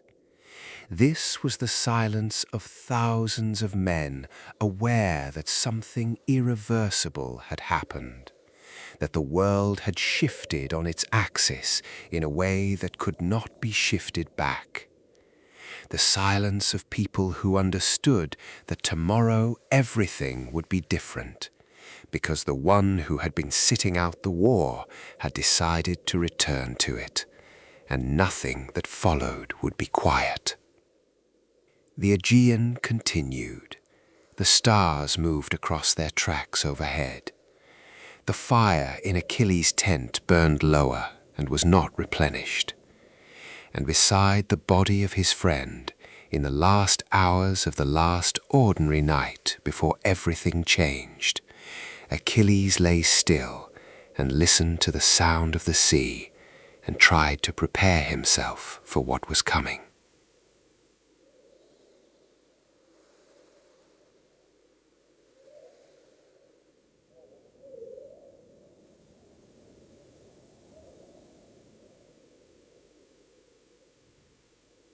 And Homer, in one of the most celebrated passages in all of ancient literature, describes what Hephaestus made. The shield first, enormous, worked in layers of metal, gold and silver and bronze and tin, decorated with images that encompassed the entire world. A city at peace, with its wedding processions and its marketplaces and its citizens settling disputes before elected judges. A city at war, surrounded by armies, the walls defended and the fields outside contested. The seasons turning through their cycle, fields being ploughed and harvested, vineyards at the grape harvest, herds of cattle on their way to water, a dancing floor like the one at Knossos, the great ocean stream encircling the whole. The shield was a world. It was everything that existed outside the narrow strip of beach and the walls of Troy and the diminished, violent arena of the war. It was a reminder of what life was and could be, hammered into metal by a divine craftsman working through a single divine night. He made the breastplate bright as fire, the helmet fitted with its golden crest, the greaves lined with tin.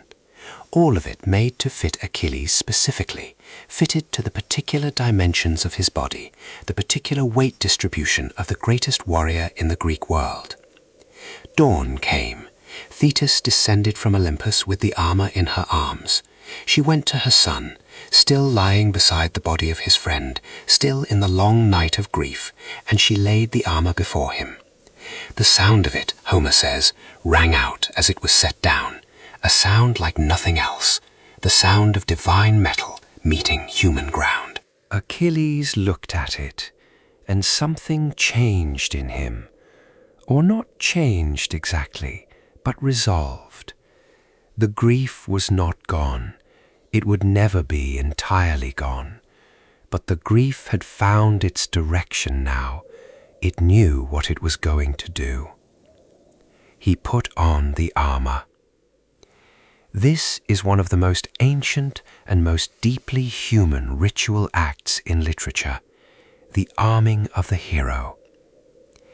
In the Iliad, it is a formal sequence, almost ceremonial in its presentation, each piece of equipment described and named as it is put on. The greaves first, with their silver ankle clasps, the breastplate, the sword with its silver rivets, the great shield, the helmet with its horsehair plume, the spear that only Achilles could wield, ash-shafted and topped with the point of dark metal that had been the gift of Chiron to his father Peleus. Each piece going on was the reversal of the months of withdrawal. Each buckle fastened was a decision reaffirmed. The armor of a god fitted to the body of a man who was half god, and the combination of the two was something the world of Troy had not yet encountered and would not survive encountering. The Myrmidons gathered, Achilles' horses were harnessed, the men who had been idle for months moved with a kind of released energy, the energy of people who have been coiled and waiting and who have finally been allowed to spring. Achilles spoke to his horses before he mounted the chariot. He asked them to bring him back alive this time. He was asking the wind's children to protect him, and he knew even as he asked that they would carry him through the battle, but not past his fate. Xanthos the horse turned his head and answered, in a voice that Homer says was given him for a moment by the goddess Hera, and told Achilles the truth. "We will carry you safely today, but the day of your death is near, and it will not be our fault." Achilles said he knew. He mounted the chariot. He rode out. The quiet days were fully over, and what followed them was the most terrible and most magnificent thing the Trojan War had yet produced. But that is a different story. That is the story of the Iliad's final act, of Hector's death and the dragging of his body, and the 12 days of grief, and the extraordinary night when old Priam came through the dark to beg for his son's remains.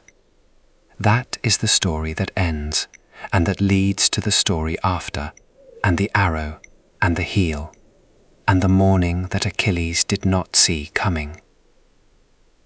Tonight we rest here, at the threshold, with the new armor gleaming in the early light, and the camp stirring around the returning hero, and the Aegean going about its unchanging business in the background.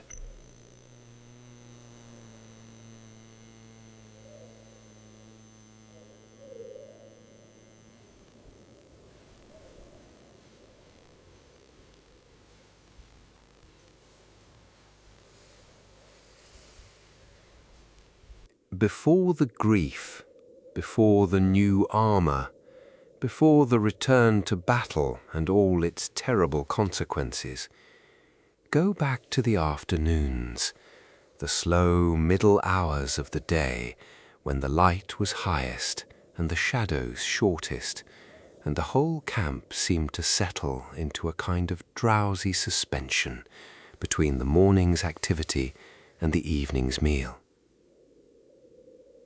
Achilles went to the sea.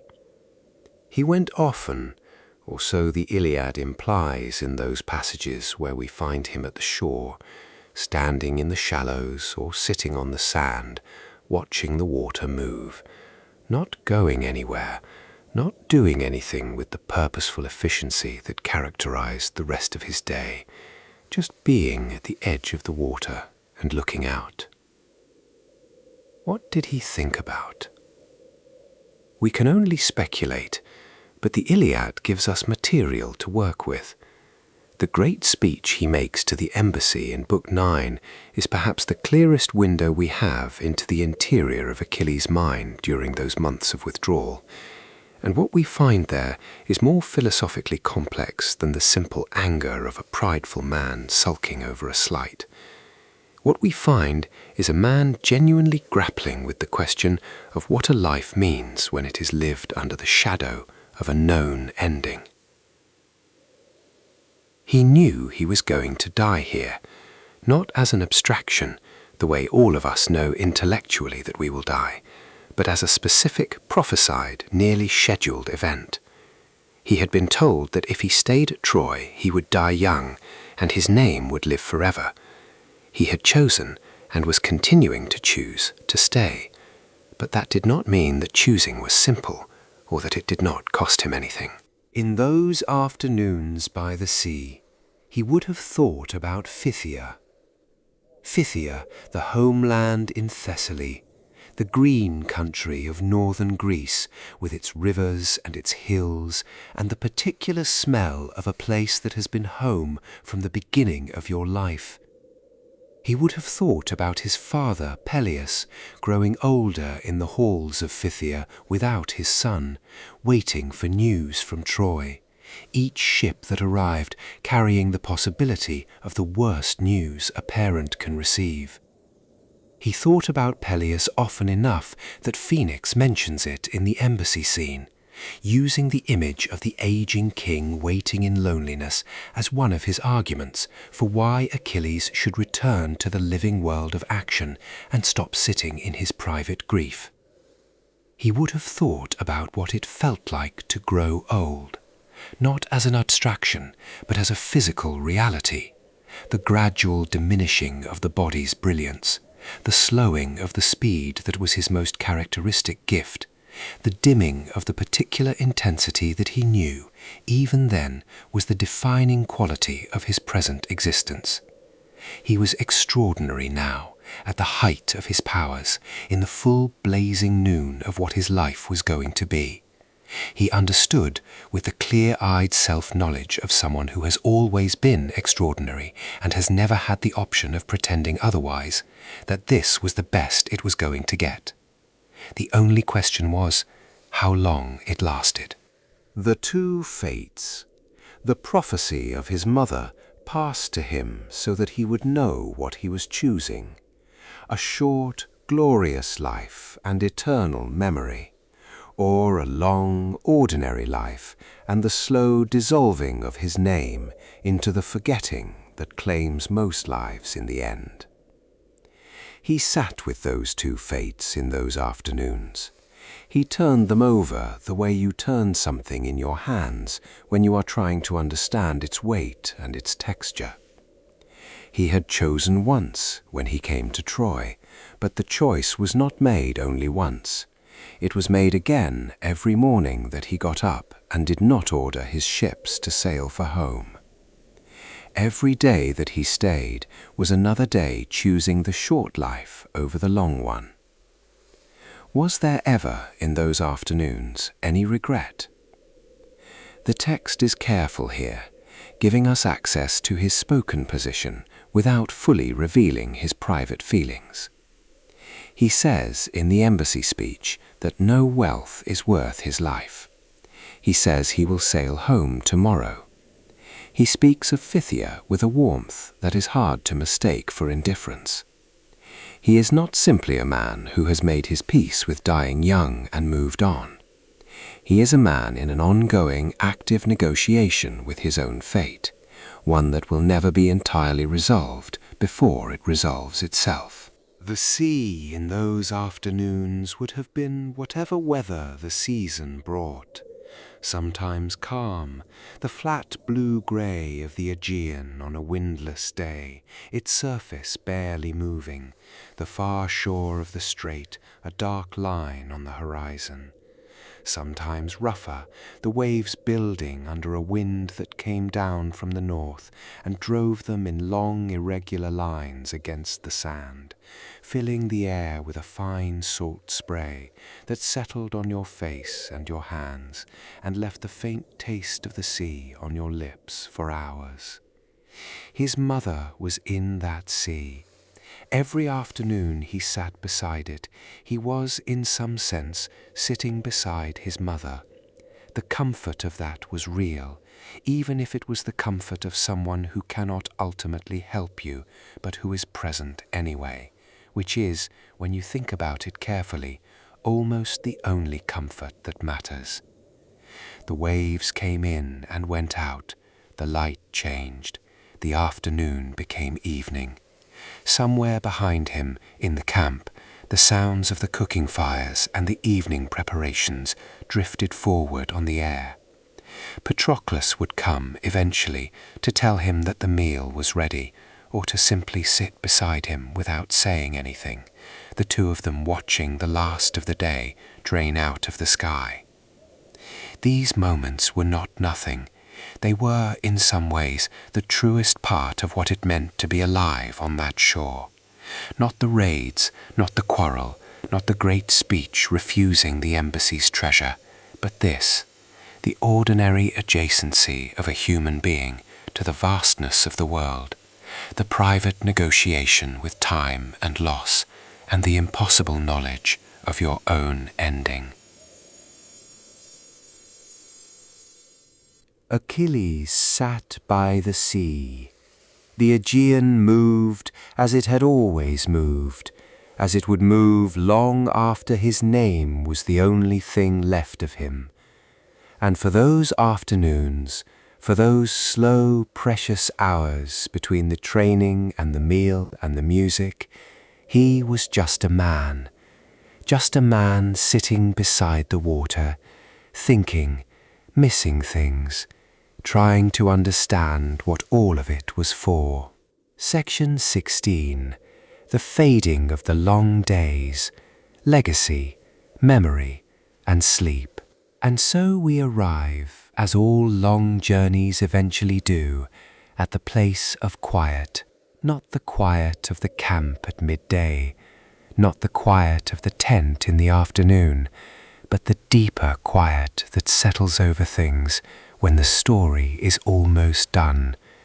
The quiet that comes after 10 years and all their weight has been put down somewhere and the body is finally permitted to rest.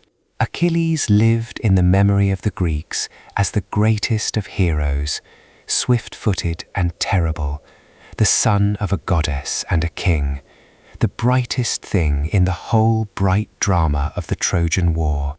His name was the first thing said when people spoke of what the best of humanity could be, and also of what the worst of human pride could cost.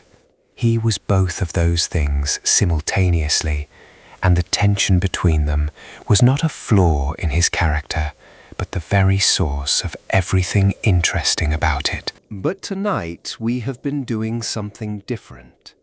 Tonight we have been trying to find the man inside the myth, the person who woke in the mornings with stiff joints and the smell of the sea in his hair, and ate bread and roasted meat beside a fire, the person who played a silver-bridged lyre in the late afternoon because it made the inside of his chest feel something other than hollow, the person who sat in the shallows and talked to his mother because there was nowhere else to put the things that were too heavy to carry alone.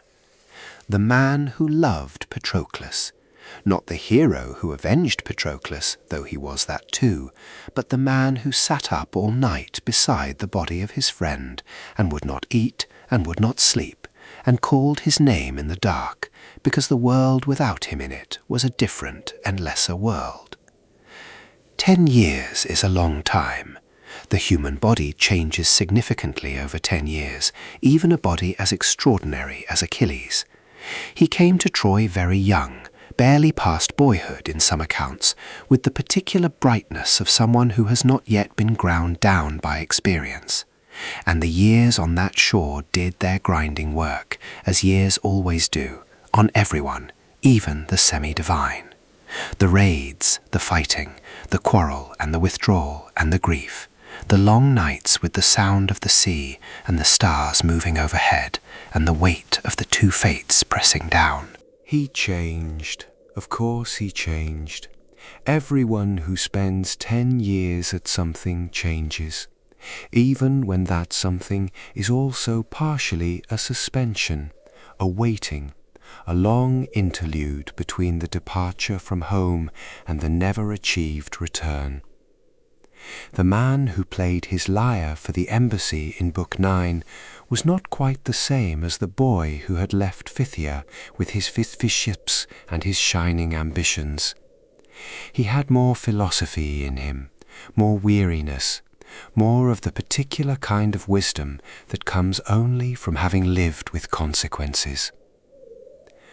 What did the Greeks on that long shore make of their days? How did the other warriors, the thousands of men who were not heroes and whose names have not survived, fill the hours and the years? They had in most ways the same daily structure we have been exploring, the same camp life, the same food and training and games and prayers and evenings by the fire, but without the particular intensity of Achilles' existence, without the divine mother in the sea and the prophecy and the silver lyre. Just men trying to survive and to preserve some sense of themselves in the long suspension of a war that had no clear end in sight. All of them, famous and forgotten alike, had mornings when the light came up over the water and the cooking fires were lit and the day began its slow accumulation. All of them had evenings when the fire burned low and the wine was almost done and the conversation drifted into silence. All of them lay down at night on their sleeping mats with the sound of the sea in their ears and let their minds run back, as minds always run back, to the homes and the people they had left behind. The Trojan shore was, in the end, a place where human beings lived.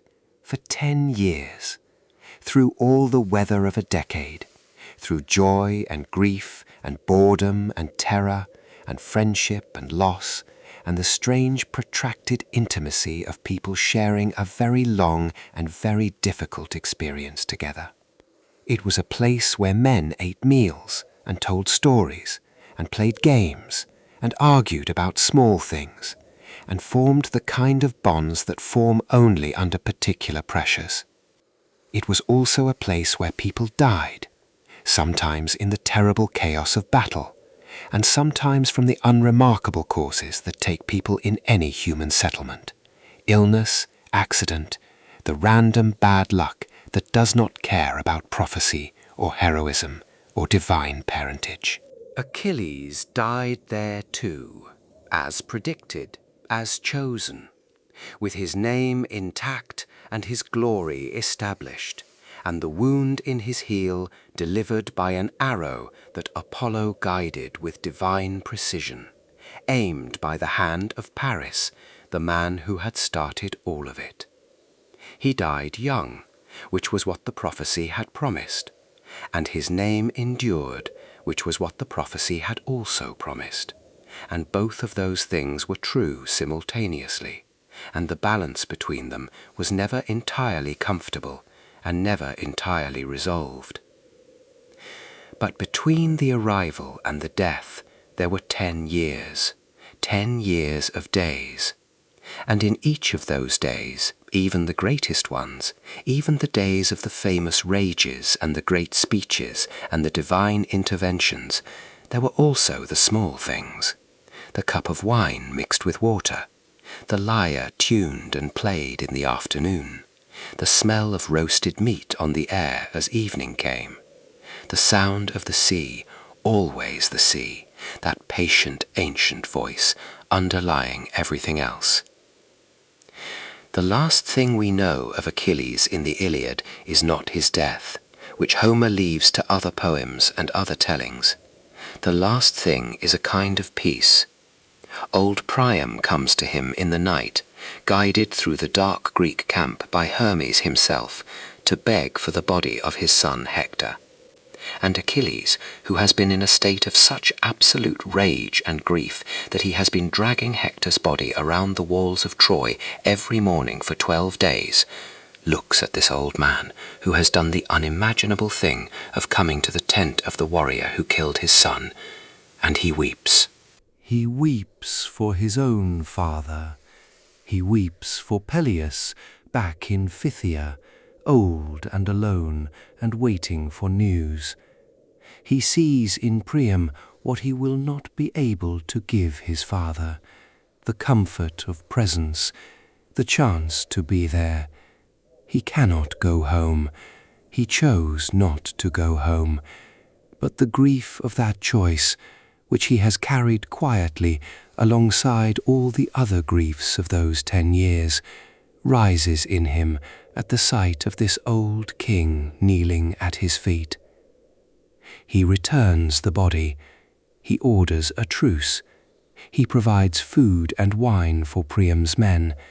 He tells Priam to weep for his son and then to sleep, and he arranges a bed for the old king in his tent.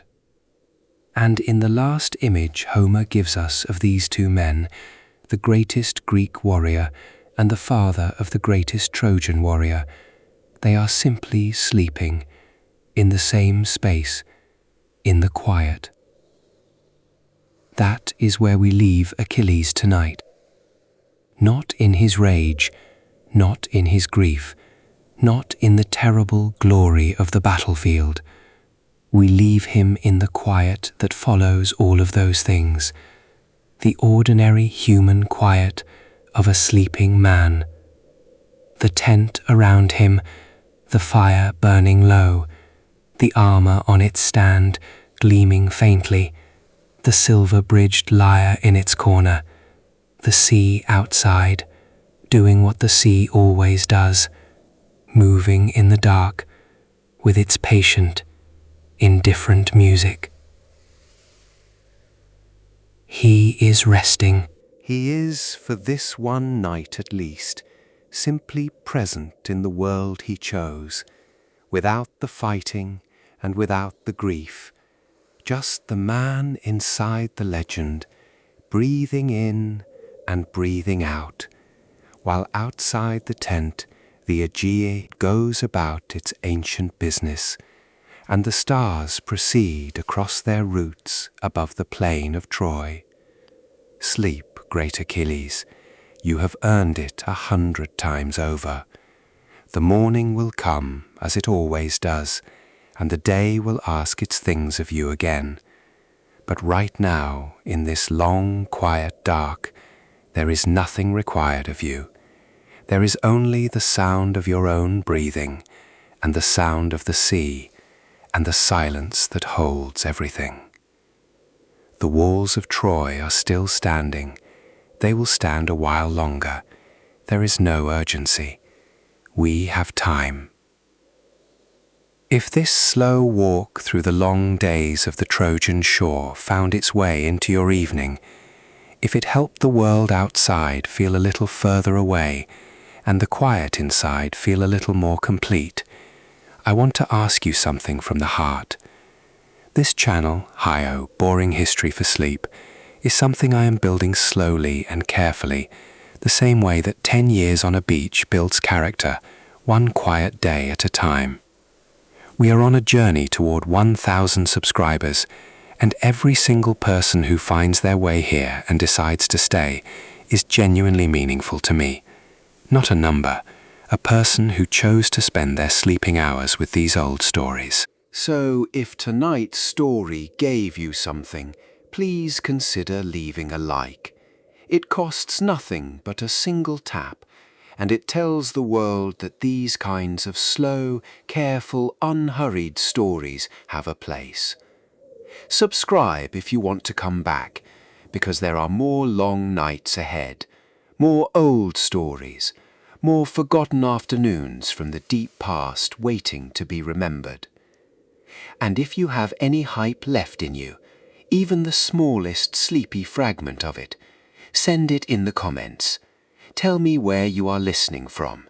Tell me what time it is on your clock. Tell me if you made it this far without falling asleep, because if you did, I have not done my job properly. This channel exists because history is full of quiet moments that never made it into the dramatic version. My job is to find those moments and give them the space they deserve. Thank you for being here. Thank you for listening. Now close your eyes. Let Achilles have his rest. Let the Aegean do its work. And let the long, slow tide of sleep come in from whatever sea it comes from, and take you gently where you need to go. Good night.